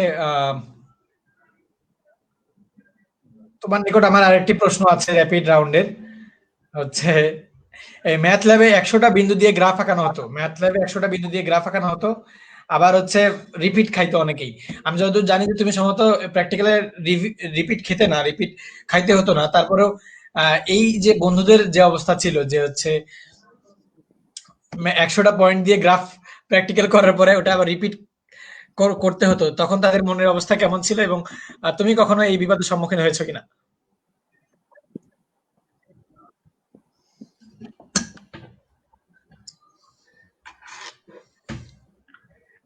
হ্যাঁ, ম্যাথ লেভেল এই রিপিটের জিনিসটা, এটা মানে নর্থ একটা প্রচলিত সবচেয়ে এবং সবচেয়ে লাইক খুবই করে, সেটাতে আসলে গ্রাফ আঁকার পর সে গ্রাফটা আবার রিপিট করতে হচ্ছে। তো তখন বন্ধুদের সাথে এরকম হয়তো জিনিসটা দেখে আসলে খারাপ লাগতো। এখন যখন আমরা কলেজ থেকে বের হয়ে গেছি এবং এই জিনিসটার ফলে মানে এক একটা জিনিস হলে এক একটা, যেমন এই জিনিসটার ফলে আমাদের ম্যাথমেটিক্যাল গ্রাফিং এই জিনিসটা আমাদের খুব আমাদের প্র্যাকটিক্যাল নলেজটা খুব ভালো হয়েছে, যার কারণে লাইক আমাদের পরবর্তীতে হয়তো গ্রাফ আঁকাতে বা কোনো ধরনের গ্রাফ গেস করতে হয়তো কম সমস্যা হচ্ছে, বাট এই জিনিসটা খারাপ ছিল। ধন্যবাদ সাদাত সবগুলো আমাদের র্যাপিড ফায়ারের প্রশ্নের উত্তর দেবার জন্য। আমি চলে যাব রাগিবের কাছে। ক্যাডেট কলেজের ছোট ভাইরা আমাদেরকে একটি প্রশ্ন করেছে যে ভাইয়া, রাগিব ভাইয়া বোটানি ক্লাসে না ঘুমিয়ে থাকবো কিভাবে, এই প্রশ্নের উত্তরটি যদি দিতে সংক্ষিপ্ত আকারে। বোটানি ক্লাস আমাদের কে নিতে? বোটানি ক্লাসে বোটানিক্যাল না ঘুমিয়ে থাকা আসলে মানে কঠিন, যাদের মানে যারা একটা ইন্টারেস্ট নিয়ে ক্লাসটা করে তাদের জন্যই ঘুমিয়ে থাকা পসিবল। তাছাড়া এমনিতে খুব ঘুম ধরে আর কি, মানে সব ক্লাসে ঘুম ধরে। কেউ যদি ইন্টারেস্ট নিয়ে ক্লাসগুলো করে তাহলে দেখবে যে তার ক্লাসগুলোতে মনোযোগ থাকতেছে। আর আসলে সব ক্লাসে ঘুম, ক্যালকুলাসে আসলে ক্লাসগুলো করা খুব টাফ, আমাদের সব ক্লাসে খুব ঘুম ধরতো। সকালবেলা এত সকালবেলা উঠে পিটি করে ক্লাসগুলো করতে দেওয়া খুবই টাফ ছিল আমাদের জন্য। ওই যেটা বললাম যে কারো যদি ইন্টারেস্ট নিয়ে ক্লাসগুলো করতে হবে, স্যার কি বলতেছে একদম যদি ঘুম ধরে তাহলে অটোমেটিক দাঁড়ায় যাওয়া, এগুলোই। ওকে, ধন্যবাদ রাগিবকে। সাদাত হচ্ছে নটরডেমিয়ানরা উপদেশ চেয়েছে যে হচ্ছে এরকম ভালো ফলাফল করার জন্য কি করা উচিত, সংক্ষিপ্ত আকারে যদি বলতে।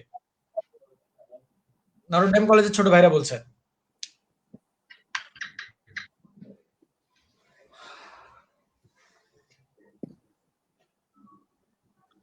আচ্ছা, ভালো ফলাফল, ভালো ফলাফলের মানে মূল থিম আসলে মোটামুটি একই, যে রেগুলার পড়াশোনা করতে হবে, গ্যাপ রাখা যাবে না। তারপর হচ্ছে যার যেটা টার্গেট সেটা আসলে বেশি গুরুত্ব দিয়ে পড়তে হবে। অ্যান্ড কলেজের পার্সপেক্টিভ থেকে যদি বলি, তাহলে লাইক কলেজের কুইজ গুলো যদি কেউ রেগুলারলি একটু প্রিপারেশন নিয়ে একটু মনোযোগ দিয়ে দেওয়ার চেষ্টা করে, আমার মনে হয় এটাতে লাইক সবার উপকারী হওয়ার কথা। কারণ হচ্ছে কলেজের কুইজ গুলোর কোয়েশ্চেন একটু টাফ সেট করা থাকে। College quiz, not only quiz, টার্মের কোয়েশ্চেন গুলো এই টাফ কোয়েশ্চেন আসলে পরীক্ষা দিতে দিতে একটা ভালো অভ্যাস হয়, পরবর্তীতে কঠিন প্রশ্নকে কঠিন মনে হয় না, সেটা যেখানকার প্রশ্নই হোক। তো একটু যদি বিভিন্ন জায়গা থেকে নলেজ গেইন করে পরীক্ষাগুলো দেওয়ার চেষ্টা করে, তাহলে আমার মনে হয় যে সবার বেশ ভালো হবে। কুইজকে কাজে লাগানোর চেষ্টা করতে হবে। আর নর্ডেম কলেজের আরেকটা ইউনিক দিক হচ্ছে আমার কাছে যেটা মনে হয়েছে, যে নর্ডেম কলেজের সাকসেসের পিছনে সবচেয়ে বড় কারণগুলোর মধ্যে একটা, এটা আমার পার্সোনাল অপিনিয়ন, সেটা হচ্ছে যে নর্ডেম মানে সাথে তো এটা একটা অনেকটা ইন্ডিয়া, মানে আমি পড়ছি না, হয়তো আমার পাশের জন পড়ছে, তার সামনের জন হয়তো পড়া রিলেটেড ব্যস্ত আছে, তখন এই জিনিসটা মানে আমাকে অটোমেটিক্যালি মোটিভেট করতেছে যে আমাকে পড়তে হবে। তো এই মুহূর্তে করতে হবে, লাইক বন্ধুদের হেল্প নিতে হবে যদি কোনো কিছুতে সমস্যা হয়, বা মানে নিজেদের মধ্যে একটা সুস্থ প্রতিযোগিতা বা একটু সুস্থ একটা মানে পড়ার একটা পরিবেশ, সেটা আমার মনে হয় নর্ডিক এই এনভায়রনমেন্টটা খুব ভালোভাবে আছে। তো যে কেউ চাই এটাকে কাজে লাগাতে পারে, এবং আমার মনে হয় এটা যদি কেউ কাজে লাগায় তাহলে মূল এসেন্সটা গ্রহণ করতে পারবে, এবং হোপফুলি সে ফিউচারে নটরডেম কলেজকে লাইক ভালো। ধন্যবাদ সাদাত। এখানে আমি ইম্পর্টেন্ট রাগিব, কোশ্চেন আছে, সেটা হলো যে রাগিব ভাইয়া মেডিকেল অ্যাডমিশন এক্সামে ইংলিশ দিয়েছেন, আমি মেডিকেল অ্যাডমিশন বাংলাতেই দিছিলাম। তো এটা কোশ্চেন দেখলাম অনেকবারই অনেকজন করতেছে, আমি মেডিকেল অ্যাডমিশন টেস্ট বাংলাতেই দিছিলাম, ইংলিশে দেইনি। যদিও আমি ইংলিশ ভার্সনে ছিলাম, বাট আমার মানে বাংলা ভার্সনে কোচিং, বাংলা ভার্সনে পড়লে আসলে বইগুলো আমাদের বাংলা লেখা, তো তো বাংলা কোশ্চেন গুলো বোঝা একটু কঠিন, মানে ইজি হয়। প্লাস অনেক সময় দেখা যায় ট্রান্সলেশনে ভুল থাকতে পারে। বাট কেউ যদি একান্তই ইংলিশে খুব বেশি মানে প্রিফার করে, ইংলিশে যদি কমফোর্টেবল হয়, তাহলে তাকে বলবো যে সে ইংলিশে পরীক্ষা দিক, বাট বাংলায় দিলেও খুব একটা কোনো সমস্যা নেই। আমি বাংলাতে দিয়েছিলাম। হ্যাঁ ধন্যবাদ। আমরা আশা করব যে মেডিকেল ভর্তি পরীক্ষার প্রশ্নটা খুব ভালোভাবে চেক করে ইনশাল্লাহ দিবেন, যেন কোনো ভুল না থাকে। তারা নিশ্চয়ই ভালো করতে পারবেন। বাংলা অথবা ইংরেজি নিয়ে খুব বেশি ঘাবড়ানোর প্রয়োজন নেই। আমরা হচ্ছে শেষ পর্যায়ে চলে এসেছি, আমরা ফাইনাল সাজেশনটুকু নিব। সে হচ্ছে আমরা দুইজনের মুখ থেকে শুনবো যে আগাম রাগিব অর্থাৎ ভবিষ্যৎ রাগিব নূর কিংবা ভবিষ্যৎ সাদাতের জন্য তাদের পরামর্শটুকু কি। অর্থাৎ আমরা জানি যে হচ্ছে এবছর ভর্তি পরীক্ষা হলে আরেকজন রাগিব নূর আসবেন, এসে এই প্রথম স্থানটুকু অধিকার করবেন। আরেকজন সাদাত আসবেন, যে সে প্রথম স্থানটুকু অধিকার করে নেবেন। তখন তাকে তার থেকেই পরামর্শ নেওয়ার জন্য অনেক হবে। কিন্তু এই দুজনের মুখ থেকে আমরা শুনতে চাই যে আগাম রাগিব নূর, আগাম সাদাত হোসেনের জন্য তাদের পরামর্শটুকু কি। যদিও আমরা জানি যে যে আগাম রাগিব নূর হবে, যে আগাম সাদাত হোসেন হবে, সে নিজের মতো প্রস্তুতি নিচ্ছে। কিন্তু যাদের ইচ্ছা আছে এরকম হওয়ার, যে আমি ভবিষ্যতে রাগিব নূর হতে চাই, এবছর মেডিকেল ভর্তি পরীক্ষা আমি প্রথম হতে চাই, এবছর বইয়ের ভর্তি পরীক্ষা আমি প্রথম হতে চাই এবং ভালো করতে চাই, অত্যন্ত ভালো করতে চাই, এমন প্রিপারেশনের জন্য কি করতে হবে। দর্শক, আমরা আপনাদের সব ধরনের প্রশ্ন নেওয়ার চেষ্টা করেছি। আমাদের সর্বশেষ প্রশ্ন হয়তো আপনাদের এইটাই, যে কি করলে ভালো হবে, কি করলে ভালো হবে, না করলে ভালো হবে। কোচিং রিলেটেড প্রশ্ন বা অন্য প্রশ্ন আমরা নেইনি, কিন্তু ইনশাল্লাহ এই প্রশ্নের মাধ্যমে তারা দিবেন যে কোনো কোচিং এ থেকে মনে হয় ভালো করা সম্ভব। এবং আমরা জানি যে আমি নিজেও ডিউনিটের কোচিং করেছি, কিন্তু পরীক্ষা দিয়েছি 3টি জায়গায়, ইউসিসি, আইকন প্লাস, ফোকাস 3টি জায়গায় আমি পরীক্ষা দিয়েছি। এরকম তারাও পরীক্ষা দিয়েছেন বিভিন্ন জায়গায়। উদ্ভাস, উন্মেষ এরকম মেডিকোরেট এটাতে পরীক্ষা দিয়েছেন নিজেদেরকে বিচার করার জন্য। তো তারা সব মিলিয়ে একজন মেডিকেল ভর্তি পরীক্ষার্থী বা ভর্তি যোদ্ধাকে কি করতে হবে এই বছরের একটু বেশি প্রতিযোগিতায়, সেই পরামর্শটুকু আমাদেরকে দিয়ে যাবেন এবং এই পরামর্শের মাধ্যমে কিন্তু আমরা আমাদের লাইভটুকু শেষ করতে যাব। আমি চলে যাচ্ছি রাগিব নূরের কাছে এই প্রশ্নের উত্তরে, যে রাগিব নূর আমাকে জানাবেন যে এই প্রশ্নের এবং আগাম ভবিষ্যৎ বা ভবিষ্যৎ রাগিব নূরের জন্য আপনার পরামর্শ কি, ভবিষ্যৎ ডাক্তার বা কে 78 সহ ভবিষ্যৎ যারা মেডিকেল কলেজে চান্স পাবে তাদের জন্য আপনার পরামর্শ কি? সো আমি যদি এটা অ্যান্সার দিতে চাই, তো অ্যান্সারটা আমি এভাবে দিব যে যারা হয়তো আমাদের জুনিয়র যারা এবার এইচএসসি দিচ্ছে তাদের জন্য আমি বলবো যে অবশ্যই আমাদেরকে এই কয়েকটা মাস খুব ভালোভাবে পড়তে হবে, কারণ এই কয়েকটা মাস পড়লে আমরা সামনের দিনগুলোতে অনেক ভালো থাকতে পারবো, আমাদের প্রিপারেশনটা ভালো হবে আর কি। এটাই বলতে চাবো যে এই কয়েকটা মাস হলো শেষ, আমরা এতদিন অনেক কষ্ট করে আসছি, এই কারণে আমাদেরকে অনেকটা পিছাই দিয়েছে, বাট আমাদেরকে এই কয়েকটা মাস খুব ভালো মতো করে রেগুলারলি যতটুকু পারা যায়, কোনো টাইম লিমিট আমি সেট করে দিব না যে দিনে এতক্ষণ পড়তে হবে, কোনো টাইম লিমিট না সেট করে বরং আমি বলবো যে যতক্ষণ পারা যায় ততক্ষণ পর্যন্ত আমাদেরকে খুব বেশি বেশি করে পড়তে হবে। টাইম লিমিটটা নিজেরা যতক্ষণ পারছি ততক্ষণ করে পড়তে হবে, ভালো করতে পারবো। আর আমি মনে করবো যে কোচিং এর ব্যাপারটা, যে কোচিং আসলে আমাদেরকে জাস্ট একটা গাইডলাইন দেয়, তুমি 11-12 যেরকম করে পড়ে আসবা, তুমি অ্যাডমিশন টাইমে যেরকম এফোর্ট দিবা, সেই এফোর্টটাই আসলে মেইন। আর একটা ব্যাপার যে খুব বেশি বেশি করে পরীক্ষা দিবা, এটা খুবই ইম্পর্টেন্ট। তুমি অবশ্যই খুব বেশি বেশি করে পরীক্ষা দেবা, খুব বেশি বেশি পরীক্ষা দিলে তুমি নিজেকে আসলে জাজ করতে পারবা। প্লাস তোমার সারা, যেমন কোচিং এর রেজাল্ট গুলো কি হয়, সারা বাংলাদেশে আমাদের পজিশনটা দেয়, তো ওই কোচিং এর পরীক্ষা দেওয়া গুলো বেশি বেশি করে পরীক্ষা দেওয়ার মধ্যে আমরা আমাদের সারা দেশে আমাদের হোল পজিশনটা কি রকম বা আমাদের সেন্ট্রাল পজিশন কি রকম এটা আমরা খুব ভালো মতো করে জানতে পারবো। তো এই জিনিসটা একটা ইম্পর্টেন্ট, তুমি যতগুলো কোচিং এর পরীক্ষা দাও না কেন, একটা কোচিং করো, বাকি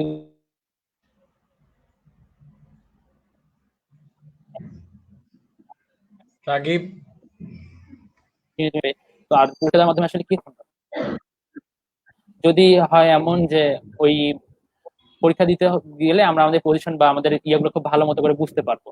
তো এই ব্যাপারটা হলো একটা ইম্পর্টেন্ট, বেশি বেশি করে পরীক্ষা দিতে হবে, আর এই কয়েকটা দিন খুব ভালোভাবে পরীক্ষা দিতে হবে, কেননা পরীক্ষা দেওয়ার পর চান্স পাওয়ার পর আমাদের লাইফ ইনশাল্লাহ অনেক সুন্দর হবে যারা চান্স পাবো।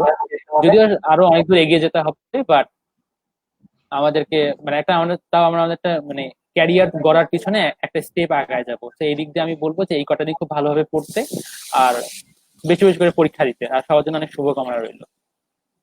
আচ্ছা রাগিব, এখানে একটু আমি অ্যাড করতে চাচ্ছি যে একটা সিক্রেট বলে দিতে হবে, যে সিক্রেট একটা গোপন তথ্য যেটা তুমি কারো কাছে শেয়ার করো না বা শেয়ার করতে কম পছন্দ করো, তোমার সিক্রেট যে তুমি এই জন্য ভালো করেছো, এই সিক্রেটটা তাদের কাছে ফাঁস করে দিতে হবে আজকে অ্যাডমিশন ক্রিকেটস এর পক্ষ থেকে।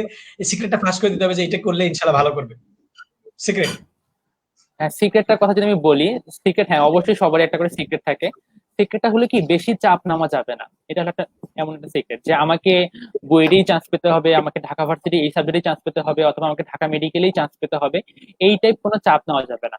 এইটাই চাপ নিলে আমাদের মধ্যে একটা নার্ভাসনেস কাজ করে। এটা হলো একটা অনেক গুরুত্বপূর্ণ ব্যাপার, যে পরীক্ষা দেওয়ার আগে আমরা ভাবতে হবে যে আমি আমার বেস্টটা দিয়ে আসবো, তারপর যা ইচ্ছা হবে সেটা আল্লাহর উপর নির্ভর করতেছে, সেটা আমার এতদিনের পরিশ্রম আর আল্লাহ তাআলার ইচ্ছার উপর নির্ভর করতেছে। এটা হলো ফার্স্ট পয়েন্ট। আর সেকেন্ড পয়েন্টটা আমি বলবো যে সেকেন্ড পয়েন্ট আমাদের এমন হওয়া উচিত যে পরীক্ষার আগে কোনো ভয় পাওয়া যাবে না। কে কি বললো, প্রশ্ন যতই কঠিন হোক না কেন, যেটা আমাদের কনফিডেন্স লেভেল, যেটা কনফিডেন্স বা আমাদের কমন সেন্স দিয়ে সবগুলো কোশ্চেন অ্যান্সার করা উচিত। মানে নর্মালি আমাদের মানে ভয় না পেয়ে যতটুকু অ্যান্সার করা যায়, যদি কেউ ভয় না পায় তাহলেই দেখবে যে সে অনেক রেজাল্ট অনেক অনেক ভালো করতেছে আর কি। এই ভয় পাওয়া যাবে না। আর আমাদের ওই সময়ের ব্যাপারে আশা একটু কম রাখতে হবে, আর বেশি বেশি করে আশা নিয়ে নর্মালি আমাদের চাপ নেওয়া যাবে না, যে কেমন আমরা চাপ নিচ্ছি, খুব চাপ নিলে কিন্তু আমাদের মধ্যে ভয় কাজ করে। তো আলটিমেটলি কথা এটাই যে ভয় পাওয়া যাবে না, ভয় না পেলে অনেকে অনেক ভালো করবে। যা হবে সেটা আল্লাহ তাআলার উপর বিশ্বাস রাখতে হবে, বিশ্বাস রেখে পরীক্ষাটা ইজিলি ঠান্ডা মাথায় দিতে হবে। ধন্যবাদ রাগিব নূর এই সিক্রেটটা আমাদের সামনে ফাঁস করে দেবার জন্য। দর্শক, এই সিক্রেটটা আশা করি সবাই ফলো করে, আমি নিজেও ফলো করি বলে মনে করি। তো রাগিব নূরের কথা থেকে কিন্তু আমরা জানতে পারলাম যে হচ্ছে আমাদেরকে প্রেশার নেওয়া যাবে না এবং কন্টিনিউয়াস পড়াশোনা যেটা সেটা গ্র্যাজুয়াল ডেভেলপমেন্ট যেটা সেটা আমাদেরকে করে যেতে হবে। 2021 এবং 22 সালের অনেকেই বলছেন যে ভাই 2021 সালের গাইডলাইন কি, 22 সালের গাইডলাইন কি। আমার মনে হয় রাগিব নূর যদি 2 লাইনে বলে তাহলে এরকমই রাগিব নূরের মুখ থেকে শুনবো যে আগে এইচএসসিটা ভালো করো, এইচএসসি তে প্রিপারেশন ভালো করলে হয়তোবা ওই গাইডলাইনটা ঠিক হবে। রাকিব কি বলবে 21 আর 22 এর গাইডলাইন, এরা বারবার প্রশ্ন করছে ছোটরা। হ্যাঁ, ওদের জন্য অবশ্যই ওরা, এটা আমার নিজেরই ভেবে ভালো লাগতেছে যে ওরা এত আগে থেকে অনেক কনসার্ন আমাদের অ্যাডমিশন টেস্টটা নিয়ে। তাহলে ওদের জন্য প্রিপারেশন থাকবে, ওরা সবার আগে টেক্সট বুকটা খুব ভালোভাবে দাগিয়ে যত যত তাড়াতাড়ি টেক্সট বুকটা খুব ভালো মতো করে শেষ করা যায়। কেউ যদি আমাদের রেফারেন্স বইগুলো শেষ করে ফেলে দেন সে সাইড বুক গুলা পড়তে পারে। সাইড বুক গুলা পড়লে তার প্রিপারেশনটা একদম অলমোস্ট 100% হয়ে যাচ্ছে। তো তোমাদের যারা আমাদের দুই ব্যাচ জুনিয়র বা তিন ব্যাচ জুনিয়র, তোমাদের প্রতি আমার মানে অ্যাডভাইস এটাই থাকবে, বা রিকোয়েস্টও বলতে পারো, যদি তোমরা ভালো করতে চাও, তোমাদের বাবা মার ইচ্ছা পূরণ করতে চাও, তাহলে তোমাদের প্রতি আমার অ্যাডভাইস এটাই থাকবে যে তোমরা আগে টেক্সট বুকগুলো খুব ভালো মতো পড়বা, তারপরে অন্য কিছুতে যাবা। অনেকে হয়তো শুরু থেকে গাইড পড়া শুরু করে, অনেকে বাজারে অনেক গাইড পাওয়া যায়, 11এই দেখা যায় গাইড টাইড কিনে ফেলে, একাকার অবস্থা, বই না পড়ে গাইড পড়ে। বাট অবশ্যই টেক্সট বুকটা সবসময় সবার আগে পড়তে হবে, তাহলে দেখবে যে সে অনেক ভালো করতে পারে। তারপরে যদি সে তার টেক্সট বুক পড়া হয়ে যায় দেন সে যা ইচ্ছা তাই করতে পারে, টেক্সট বুকের পাশাপাশি গাইড পড়তে পারে, সাইড বুক, কোচিং থেকে অনেক ধরনের বই দেয়, এই ব্যাপারগুলো আসলে তখন সে দেখতে পারে এই ব্যাপারগুলো। ওকে, ধন্যবাদ রাগিব নূর সম্পূর্ণ একটি কমপ্লিট গাইডলাইন আমাদেরকে দেবার জন্য। এরকম গাইডলাইন 1 বছর আগে দিতি রাগিব, তাহলে তো আমি ভর্তি পরীক্ষা ডি ইউনিটে যেতাম না, আমি তো মেডিকেলে যাওয়ার চেষ্টা করতাম। কি সমস্যা তোর? আগে কি আমাকে দেখে ভয় পাইছিলি নাকি হিংসা করছিলি? না তুই তো, আমি তো জানি তুই ডি ইউনিট অনেক ভালো করবি, সেকেন্ড হয়েছিস, আর কি চাস তুই? আচ্ছা ঠিক আছে, আমরা যাচ্ছি সাদাতের কাছে। সাদাত, প্রশ্নটা হচ্ছে এই যে কমপ্লিট গাইডলাইন দিতে হবে, নটর ডেমের আছেন, অনেকেই আছেন, হচ্ছে একই প্রশ্ন। একই বিষয়ে 3টি প্রশ্নের উত্তর দিতে হবে যে বুয়েটে ভালো করবার জন্য বা পরবর্তী সাদাত হোসেনের জন্য তোমার গাইডলাইন কি, তোমার ব্যক্তিগত গাইডলাইন। এটা আমার প্রশ্ন নয়, অ্যাডমিশন ক্রেকার্সের প্রশ্ন নয়, কারো প্রশ্ন নয়, সবার প্রশ্ন যে পরবর্তী সাদাতের জন্য তোমার নিজের ব্যক্তিগত গাইডলাইনটা কি, কি করা উচিত এই এক্সিলেন্সে পৌঁছানোর জন্য। এবং 2020 তো গেল, 21-22 এর জন্য তারা শুরু থেকে কিভাবে প্রিপারেশন নিতে পারে। প্রথম প্রশ্নটা আগে করছি, পরবর্তী ছাত্রদের জন্য তোমার হচ্ছে যে গাইডলাইন।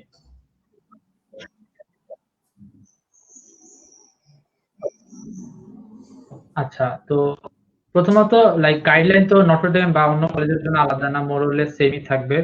তো গাইডলাইনটা হচ্ছে যে হ্যাঁ অবশ্যই প্রথম থেকেই অ্যাডমিশন, হয়তো অ্যাডমিশন, আমি ফার্স্ট এই বছরের কথা বলি, এই বছরের যারা তাদের হচ্ছে সামনে হয়তো কিছুদিন আছে, ঠিক সার্টেন না যে কয়দিন আছে, বাট মোরলেস যে টাইমটা আছে সেই টাইমটাকে এখন বলা যেতে পারে যে লাইক আমরা এইচএসসি শেষ হওয়ার পর অ্যাডমিশনের আগে হয়তো 3 থেকে 4 মাসের মতো সময় পাই, মোটামুটি ওই ডিউরেশনটা শুরু হয়েছে। তো এতদিন মানে যেটাই করে বা এতদিন আমার মনে হয় এতদিন সবাই নিশ্চয়ই কিছু হেড স্টার্ট পেয়ে গেছে অলরেডি। তো সেটার উপর বেসিস করে এখন আসলে ফাইনাল প্রিপারেশনটা নিতে হবে। লাইক আমার মনে হয় যারা লাইক বুয়েটে ভর্তি পরীক্ষা দিতে চায় বা লাইক ইঞ্জিনিয়ারিং সাইডে ভর্তি পরীক্ষা দিতে চায় তাদের জন্য প্রবলেম সলভিং করা, মানে এই জিনিসটা কোন হচ্ছে রেগুলার যে যত বেশি প্র্যাকটিস করবে তার তত বেশি আয়ত্তে আসবে। মানে রেগুলার অঙ্ক করতে করতে বা রেগুলার প্রবলেম সলভ করতে করতে ক্যালকুলেটর টাইপিং স্পিড, এটাও একটা মানে এটার মধ্যে একটা ছোট একটা জিনিস একটা ইম্পর্টেন্ট ইস্যু হয়ে দাঁড়াতে পারে। তো মানে সব কিছু একটা একটার সাথে আসলে ইন্টার কানেক্টেড। তো অবশ্যই অবশ্যই বইয়ের প্রত্যেকটা টপিক সেটা সম্পর্কে ভালো ধারণা রাখতে হবে, ভালো জ্ঞান রাখতে হবে। তারপর সেই টেক্সট বুকের পর এক্সিলেন্স আসার পর কেউ যদি মনে করে যে তার এনাফ সময় আছে তাহলে সে লাইক কনসেপ্ট বুক বা অন্যান্য যে সহায়ক বইগুলো আছে সেগুলো পড়তে পারে। হ্যাঁ, অবশ্যই অবশ্যই কোয়েশ্চেন ব্যাংক ভালো মতো করতে হবে, কোয়েশ্চেন ব্যাংকের প্রবলেম সলভ করতে হবে, কোয়েশ্চেন ব্যাংকে যে যে ধরনের প্রবলেম আছে সেটা আসলে সেগুলো আসলে যাতে মিস না হয় সেটা আসলে নিশ্চিত করতে হবে। কেউ যদি ভর্তি পরীক্ষায় যে সহজ প্রশ্নগুলো আসে সেগুলো যদি পারফেক্টলি আনসার করতে পারে তাহলে আসলে তার টপ রেজাল্ট কেউ আসলে ঠেকায় রাখতে পারবে না, সত্যি কথা। বা বাকি আমরা যারা কঠিন কোশ্চেন নিয়ে যারা আমরা চিন্তা করি সেটা আসলে একটু অমূলক, কারণ সেগুলো না আনসার করেও সবগুলো আনসার করে আসলে খুব ভালো পজিশনে আসা যায়। তো এই দিক থেকে আমি বলি যে লাইক আমি যেটা করছি যে আমি হয়তো ভর্তি পরীক্ষা দিয়ে ফার্স্টে আমি 2 ঘন্টার মধ্যে হিসাব মতো অ্যান্সার করার কথা 40টা কোয়েশ্চেন, বাট আমি 2 ঘন্টার মধ্যে 40টা বেশি অ্যান্সার করে ফেলেছি। কারণ হচ্ছে আমি ফার্স্টে সহজ কোয়েশ্চেন করেছি। তো এই জিনিস বেশি ইম্পর্টেন্ট যে সহজ কোয়েশ্চেন গুলা মানে লাইক খুব কম সময়ের মধ্যে পেয়ে ফেলতে হবে যাতে করে ফাইনালি সময় থাকে কোয়েশ্চেনগুলো অ্যান্সার করার জন্য। তো এই জিনিসটা আগে নিশ্চিত করতে হবে প্রত্যেকটা সহজ কোয়েশ্চেন আমরা পারতে হবে। আর দেন হচ্ছে যদি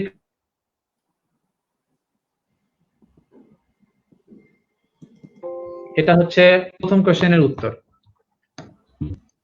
ধন্যবাদ। সাদা, দ্বিতীয় প্রশ্নে আসছি।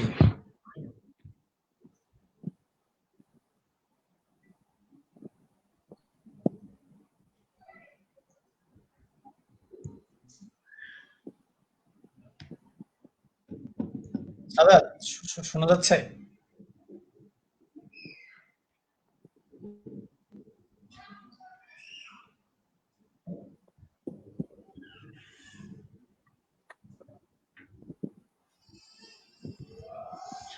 দর্শক, আমি ধরে নিচ্ছি সাদাতে একটু প্রবলেম হচ্ছে, বা সাদাতে নেট। সাদাত,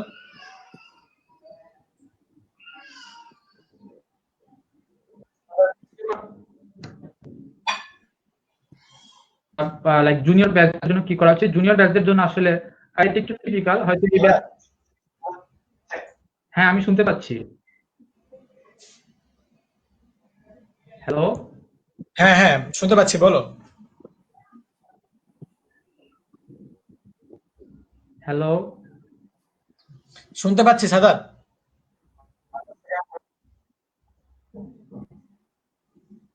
তো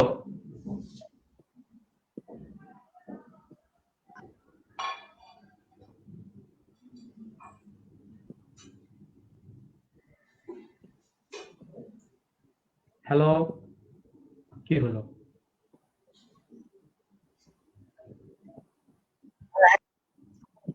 আচ্ছা, মানে দ্বিতীয় কোয়েশ্চেনটা যেটা ছিল সেটা হচ্ছে যে জুনিয়র ব্যাচের জন্য কি করা যেতে পারে?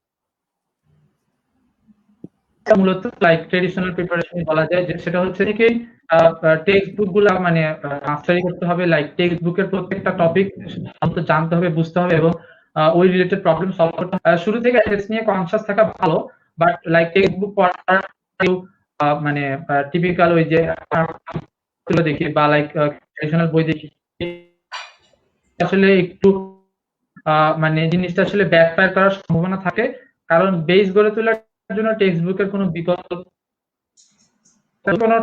সেটা অনেক রিসোর্স আছে, ইন্টারনেটের রিসোর্স আছে, টিচারদের কাছে অবশ্যই জিজ্ঞেস করা যায়। তো এই রিসার্চ গুলা বিভিন্নভাবে কম্পাইল করে এটা দেখতে হবে যে লাইক প্রত্যেকটা টপিক সে এক্সিলেন্স করতে পারছে কিনা। তাছাড়া মানে তাড়াতাড়ি প্রবলেম সলভিং করার যে স্কিল, এই স্কিলটা আসলে মানে এইচএসসি শুরু থেকে জরুরি। এটা আসলে 3 মাসে হঠাৎ করে হয়ে যায় না, এটা আসলে রেগুলার একটা প্র্যাকটিসের ব্যাপার। লাইক আমি যদি কোনো জেনারেল অঙ্ক করছি, সেটা আসলে খাতার এক কোনায় এক পর্যায়ে এটাতে আসলে থেকে করতে পারলে আমার মনে হয় যে পরীক্ষায় তাড়াতাড়ি প্রবলেম সলভ করতে পারা এটা খুব ইম্পর্টেন্ট একটা স্কিল। যে কোনো ক্যাপাসিটিতে যে কেউ আসলে এটা প্র্যাকটিস করতে পারে। তো এটা আমার মেইন টিপস থাকবে সবার প্রতি, যে বুকের প্রত্যেকটা টপিক ভালোভাবে আয়ত্ত করতে হবে এবং শুরু থেকেই কম সময়ে কম জায়গায় প্রবলেম সলভ করার একটা অভ্যাস, যাতে করে এটা অ্যাডমিশন টেস্টে সাডেনলি গিয়ে একটা বার্ডেনের মতো মনে না হয়। ওকে, ধন্যবাদ সাদাতকে। তো দর্শক, আমরা দুইজনের মুখ থেকে যে ধরনের কথাগুলো শুনলাম, সেখানে 2021-22 ব্যাচ যারা ছিলাম তাদের হচ্ছে পরামর্শটা আসলো এই যে হচ্ছে আমাদেরকে শুরু থেকেই পড়াটা একটু একটু করে শুরু করতে হবে এবং প্রথমে মূল বইয়ের কনসেপ্ট গুলো ভালোভাবে পড়তে হবে। মূল বই শেষ করার পরে বারবার হচ্ছে আমাদেরকে তখন হচ্ছে আমরা টেক্সট বইয়ের বাইরে অন্য কিছু পড়তে পারবো। প্রথমে আমাদেরকে টেক্সট বুক পড়ার ব্যাপারে বিশেষভাবে পরামর্শ দিয়েছেন রাগিব, এবং সে তার সিক্রেট পার্টের মধ্যে এটি বলে ফেলেছেন যে আগে মূল বই তারপর অন্য কিছু। সাদা তো সেই কথাই বলেছেন। সাদাতের থেকে আমরা সিক্রেটটা শুনিনি। সাদা যদি আমাদেরকে সিক্রেটটি বলতে, যে তোমার গোপন তথ্য কি, কি কারণে যেটা তুমি ফাঁস করোনি এতদিন, সে গোপনীয়তাটা কি, কি কারণে বা কি করলে একজন প্রথম হবে বা তুমি প্রথম হয়েছে বলে মনে করো?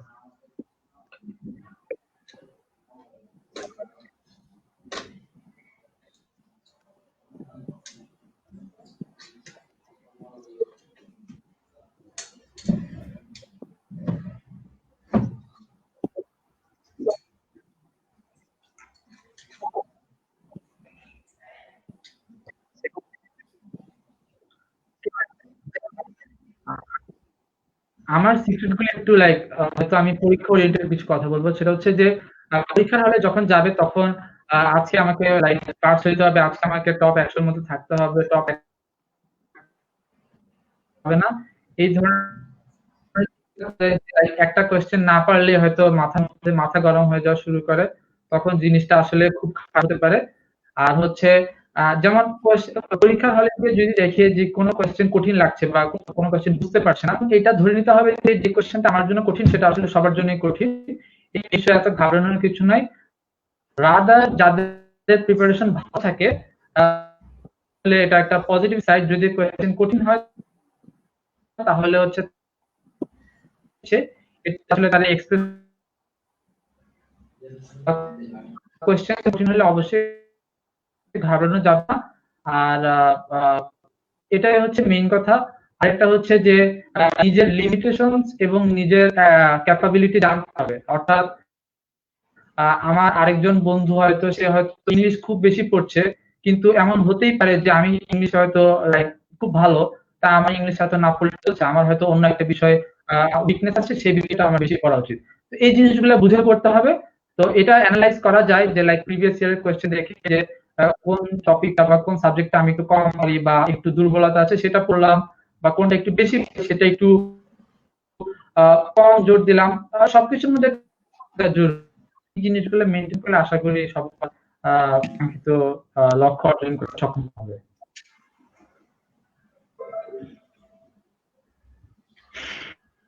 ওকে দর্শক বৃন্দ, আমরা সাদাতের থেকে সিক্রেটটা শুনে নিলাম। সাদাত হচ্ছে সিক্রেটটি জানিয়েছেন আমাদেরকে। ধন্যবাদ সাদাতকে সুন্দর করে ব্যাখ্যা করার জন্য যে একজন প্রিপারেশন নেওয়ার জন্য স্টুডেন্টকে কি করতে হবে। একজনের কমেন্ট পেলাম, এখন অনেকেই কমেন্ট করেছেন যে ভাইয়া ডি ইউনিটে প্রিপারেশনের জন্য কি করবো। আপনি যদি এখনো দেখে থাকেন তবে আপনাকে বলি, ডি ইউনিটে প্রিপারেশনের জন্য কিন্তু আমরা একটি আলাদা লাইভ করেছিলাম, এবং সামনে আগামী পরশু দিনই আমাদের আরেকটি লাইভ আসছে।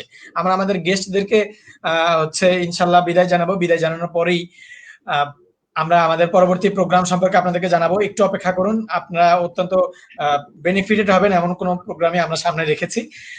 আমি অনুষ্ঠানের এই মুহূর্তে, আমাদের আয়োজনের এই মুহূর্তে আমি দুইজন কিংবদন্তি, দুইজন বন্ধু, দুজন ভালো মনের মানুষ, দুজন হচ্ছে দেশের গর্ব, দেশের বিভিন্ন প্রতিষ্ঠানের গর্ব, এবং আমাদের গর্ব দুইজন হচ্ছে বন্ধুকে, রাগিব নূর এবং সাদাত হোসেনকে অত্যন্ত ধন্যবাদ জানাই অ্যাডমিশন ক্রেকার্স ফিউচার ইজ হিয়ারের পক্ষ থেকে তাদের দুজনকে এই আমাদের ছোট্ট প্ল্যাটফর্মে আসার জন্য। আমি বলেই রাখি যে আমাদের প্ল্যাটফর্মটি কিন্তু বিশাল বড় কোনো প্ল্যাটফর্ম নয়, তারপরেও তারা আমাদের অনুরোধে এসেছেন যে শিক্ষার্থীদেরকে শুধুমাত্র একটু কমফোর্টেবল ফিল করানোর জন্য, যে ভর্তি পরীক্ষাকে কখনোই অনেক বেশি সিরিয়াসলি নেওয়া যাবে না, আবার অনেক বেশি ইয়েতে নরমালি নেওয়া যাবে না, এবং পড়াশোনার বিষয়টাকে অত কঠিন করলে চলবে না, সেসব বিষয়ে তারা কথা বলেছেন বিভিন্নভাবে। আমরা নরমালাইজ করার চেষ্টা করেছি যে ভর্তি পরীক্ষার বিষয়টাকে অত বেশি ট্রমা বা হচ্ছে ভয়ঙ্কর হিসেবে নিলে চলবে না, ভর্তি পরীক্ষাকে মজা করেই পড়তে হবে, যার জন্য আমাদের এই আয়োজন। এবং আশা করছি যে আজকে যারা লাইভটুকু দেখেছেন তারা নিশ্চয়ই উপকৃত হয়েছেন। উপকৃত হলে আমাদেরকে হচ্ছে জানিয়ে দিবেন, আমাদেরকে ধন্যবাদ জানিয়ে দিবেন, অবশ্যই আমাদেরকে রিভিউ দিবেন। দর্শকবৃন্দ, আমরা আমাদের গেস্টদের দুইজন গেস্টকে এখন বিদায় জানাতে চাই। আমি রাগিব নূর ভাইয়াকে ধন্যবাদ জানাচ্ছি। রাগিব নূর, অত্যন্ত ধন্যবাদ তোকে বন্ধু, এখানে এসেছিস, এসে আমাদের সাথে যুক্ত হয়েছিস, শিক্ষার্থীদের সাথে একটু আড্ডা হয়েছে, একটু গল্প হয়েছে, গল্পের মাধ্যমে পড়াশোনার কথাগুলো আমরা বলেছি। অনেক ধন্যবাদ তোকে এখানে আসার জন্য। তোকে অনেক ধন্যবাদ আমাকে এখানে ইনভাইট করার জন্য। আসলে আমি জানি না তোদের ভিডিওটি কেমন লেগেছে, আশা করি ভালো লাগবে। এবং অনেক আরো ভালো লাগছে, অনেক ভালো। আমি দর্শকদেরই একটা প্রশ্ন যে হচ্ছে অ্যাডমিশন ক্র্যাকার্সের পক্ষ থেকে ফাইনাল মোমেন্টসে গিয়ে আমরা রাগিব ভাইকে আরেকবার দেখতে চাই, হয়তো বা এরকম একটা সময় যে ফাইনাল মোমেন্টে কি করা উচিত, ফাইনাল প্রিপারেশন ইনশাল্লাহ পাবো কিনা, বা অ্যাডমিশন ক্র্যাকার্সের পাশে রাগিব নূর আছে কিনা, সরাসরি অথবা ডিরেক্টলি অথবা ইনডিরেক্টলি রাগিব নূর আছে কিনা, এটা আমি জানতে চাচ্ছিলাম দর্শকের পক্ষ থেকে। ইনশাল্লাহ সবসময় পাবি আমাকে। দর্শক, রাগিব নূর ভাই বলেছেন যে হচ্ছে অ্যাডমিশন ক্র্যাকার্সের পক্ষ থেকে সে হচ্ছে সবসময় ইনশাল্লাহ আমরা গাইডলাইনটুকু তার কাছে পাবো, অর্থাৎ মেডিকেল রিলেটেড যে গাইডলাইন সে এখনো আমাদেরকে দিচ্ছেন। ইনশাল্লাহ সে আবারও আসবেন, এসে আমাদেরকে দিবেন এবং আমাদেরকে হচ্ছে বিভিন্ন ধরনের পরামর্শ দিয়ে সাহায্য করবেন। ধন্যবাদ রাগিব নূর। চলে যাচ্ছি সাদাত হোসেনের কাছে। বন্ধু, অনেক ধন্যবাদ, কমপ্লিটলি অচেনা ছিলাম, তারপরেও অনুরোধে আসছি, সেখানে হচ্ছে ছোট্ট একটি প্ল্যাটফর্মে আসার জন্য অনেক ধন্যবাদ। জানি না কোনো প্রশ্ন বা কোনো কিছু হয়তো বা মনোমতো করতে পারছি কিনা, বাট অনেক ধন্যবাদ এখানে আসার জন্য। আশা করি সামনেও তোকে বিভিন্ন ধরনের পরামর্শের জন্য আমরা পাবো। সাদাত।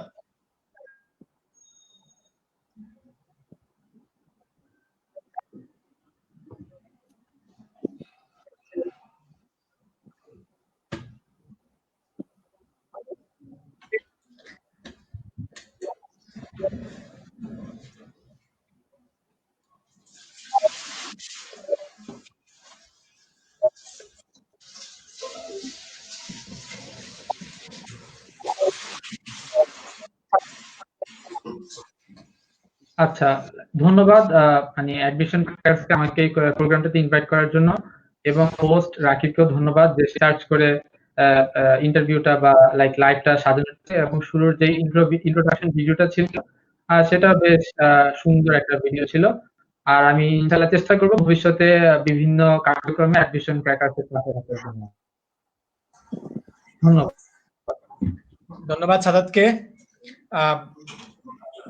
তোদের দুজনকে আসলে এখন কি বলে কৃতজ্ঞ জানাবো বা কৃতজ্ঞতা প্রকাশ করবো, আমার এমনটি মুখের ভাষা নেই। দর্শক, এই দুজনকে আমরা আমাদের মধ্যে পেয়ে অত্যন্ত আনন্দিত। আপনাদের যদি আরো কোনো কিছু জানার থাকে আমাদেরকে জানিয়ে দিবেন, আমাদের পেজকে জানিয়ে দিবেন। আমরা চেষ্টা করবো তাদের কাছে রিচ করে তাদের থেকে উত্তরটি নিয়ে এসে আপনাকে জানিয়ে দিব ইনশাআল্লাহ। আমি মূল্যবান 2 ঘন্টার সময় তাদের নিয়ে ফেলেছি। আমি ইনশাআল্লাহ এখন আমাদের লাইভটি শেষ করতে চাচ্ছি। শেষ করার আগে আমাদের প্রোগ্রামটুকু আপনাদেরকে জানিয়ে দিই আবার। আগামীকাল ইনশাআল্লাহ আমাদের রয়েছে ডি ইউনিটের এবং বি ইউনিটের ভর্তির শিক্ষার্থীদের জন্য রয়েছে হচ্ছে আমাদের ইংরেজি ফ্রি লাইভ ক্লাস। ইংরেজি ফ্রি লাইভ ক্লাস রয়েছে আগামীকাল। ফ্রি লাইভ ক্লাসটুকু নাউন এবং ডিটারমাইনার্স এর উপর নেওয়া হবে ইনশাআল্লাহ। পরশুদিন রয়েছে ডি ইউনিট ফার্স্ট এবং ডি ইউনিট সেকেন্ড, এবং আরেকজনকে নিয়ে আমাদের ডি ইউনিট রিলেটেড যে জ্ঞান সংগ্রহের আপনাদের প্রয়োজন বোধ করছেন সেটি। এবং এরপরেই থাকছে আমাদের আরো মেডিকেল নিয়ে, শুধুমাত্র ঢাকা মেডিকেল স্টুডেন্টদেরকে নিয়ে মেডিকেল বা এবং অন্যান্য মেডিকেল স্টুডেন্টদেরকে নিয়ে কিভাবে মেডিকেল প্রিপারেশন নিতে হবে সেই লাইভ। এবং এরপর থাকছে বুয়েটের স্টুডেন্টদেরকে নিয়ে হচ্ছে বুয়েটের লাইভ, যার মাধ্যমে আমরা আপনাদেরকে পৌঁছে দিব আপনাদের কি করা উচিত বা কি না করা উচিত। দর্শকবৃন্দ, আপনারা দেখতে পাচ্ছেন আমাদের স্ক্রিনের নিচে একটা লেখা চলে আসছে, admission is going on in A B and D unit in second batch. Already first batch start হয়ে গেছে আমাদের। আপনারা যদি ভালো এবং দক্ষ গাইডলাইনদের থেকে, দক্ষ টপারদের থেকে গাইডলাইন নিতে চান তাহলে আমাদের এখানে আসতে পারেন। আমরা কম খরচে আপনাদেরকে ভালোভাবে পরীক্ষা নেওয়ার এবং ক্লাস নেওয়ার সুবিধাটুকু রাখছি। ওকে দর্শক বৃন্দ, আমরা চলে যাচ্ছিলাম যে আগামীকাল আমাদের প্রোগ্রামে কি রয়েছে সেটি জানানোর জন্য। দর্শক, আমি জানিয়ে দিচ্ছি আবারও, আগামীকালের প্রোগ্রামে রয়েছে আমাদের free live class on noun and determiners by me specially. And পরশু দিন রয়েছে ডি ইউনিট ফার্স্ট এবং ডি ইউনিট সেকেন্ড একটি লাইভ, যেটাতে আমরা দেখতে পাবো ডি ইউনিট নিয়ে কি কি করতে হবে কি না করতে হবে সেসব। দর্শক, অত্যন্ত ধন্যবাদ। আগামীকাল অথবা আজকের মধ্যে আমরা আমাদের ইংলিশ ক্র্যাশ কোর্সের পোস্টারটি ছাপিয়ে দিব এবং পেজে পোস্ট করবো। আমাদের পেজকে সবসময় ফলো করবেন। প্রত্যেকদিন সাধারণ জ্ঞান, বাংলা, ইংরেজি এবং অন্যান্য বিষয়ের আপডেট পেতে চোখ রাখবেন। আমরা এক্সাম ব্যাচ নামে একটি স্পেশাল ব্যাচ ক্রিয়েট করব, যেখানে বিভিন্ন টপারদের থেকে কোশ্চেন আমরা নেব। অলরেডি রাগিব নূর এবং বুয়েটের বিভিন্ন শিক্ষার্থীরা আমাদেরকে অ্যাকসেপ্ট করে প্রশ্ন দিয়েছেন, সেসব সেটের পরীক্ষার উপর আমরা প্রশ্ন নিব। এবং পরীক্ষার প্রশ্নগুলো হয়তো এমন হতে পারে, পরীক্ষার পুরস্কারগুলো এমন হতে পারে যে হয়তো রাগিব নূরের সাথেই হচ্ছে কথা হলো বা এরকম কোনো পুরস্কার থাকতে পারে সারপ্রাইজ হিসেবে। দেখা যাক আমরা কি করতে পারি আপনাদের জন্য। দর্শক, আপনারা আমাদের এখানে কোর্স করুন না করুন তাতে আমাদের কমে যায় আসে, তবে আমাদের এখানে নিশ্চয়ই আপনারা পরীক্ষা দিবেন, কারণ গুরুত্বপূর্ণ প্রশ্নগুলো গুরুত্বপূর্ণ টপারদের নিকট থেকে আমরা সংগ্রহ করে আপনাদের পরীক্ষাগুলো নিয়ে থাকবো। আমাদের প্রোগ্রাম কি কি, অ্যাডমিশন ক্র্যাকার্স কি করে না করে সব দেখার জন্য আমাদের পেজে চোখ রাখুন। এবং একটি ভিডিওর মাধ্যমে আপনাদেরকে দেখিয়ে দিচ্ছি যে অ্যাডমিশন ক্র্যাকার্স এর কাজ কি। ইনশাআল্লাহ শেষ মুহূর্তে এসে পৌঁছেছি। দর্শক, দেখে নেবেন আমাদের অ্যাডমিশন ক্র্যাকার্স এর কাজগুলো আরেকবার।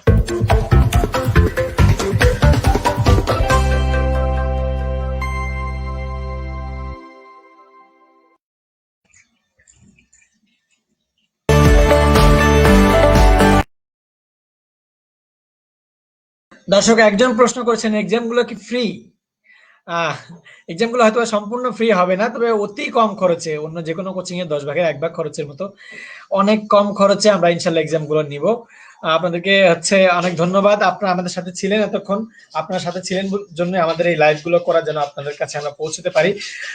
আমাদের গ্রুপ রয়েছে, ফেসবুক গ্রুপ রয়েছে এবং ফেসবুক পেজ রয়েছে, সেসবে ইনশাআল্লাহ আপনারা থাকবেন, সেসবে যুক্ত থাকবেন। আমাদের ফেসবুক পেজে যুক্ত থাকবেন, ফেসবুক গ্রুপে যুক্ত থাকবেন। আমাদের যারা কোর্স করার জন্য আমাদের কোর্সে সুবিধা রয়েছে অনেকগুলো, সেই সুবিধাগুলো আপনি নিতে পারেন।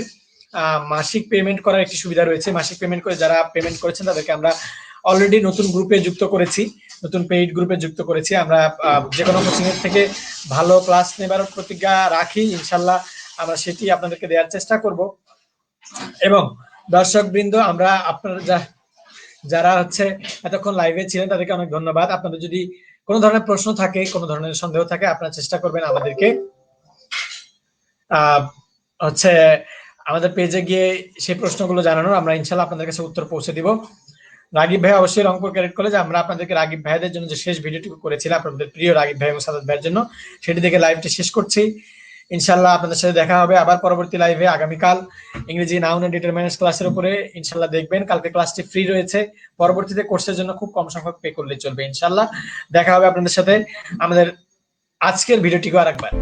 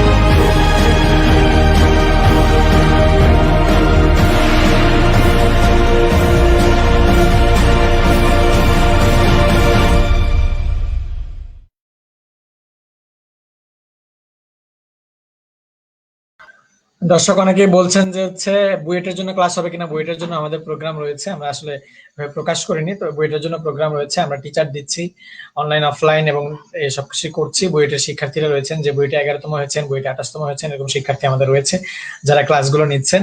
আপনি চাইলে যুক্ত হতে পারেন, আমাদেরকে জানিয়ে দিবেন ইনশাআল্লাহ। আর আপনাদের কোনো ধরনের অভিযোগ থাকলে আমরা সেটিও গ্রহণ করবো। অবশ্যই আমাদের ভুল রয়েছে, আমাদের ভুল ত্রুটিগুলোকে ক্ষমা করবেন, ক্ষমা করার মাধ্যমে ইনশাআল্লাহ আমাদের সাথে থাকবেন। এবং আপনাদের যদি কোনো ধরনের অভিযোগ থাকে সেটা আমাদেরকে পেজের ইনবক্সে জানিয়ে দিবেন। কোনো ধরনের যদি পরামর্শ থাকে সেটা আমাদের পেজে ইনবক্সে জানিয়ে দিবেন। যে কোনো ধরনের পরামর্শের জন্য নেওয়ার জন্য আমরা হচ্ছে প্রস্তুত, আপনাদের সাথে আছে ইনশাআল্লাহ। যদি কোনো ধরনের পরামর্শ দেন তাহলে আমাদের জন্য উপকার। ইনশাআল্লাহ আগামী লাইভে দেখা হচ্ছে। ধন্যবাদ সবাইকে।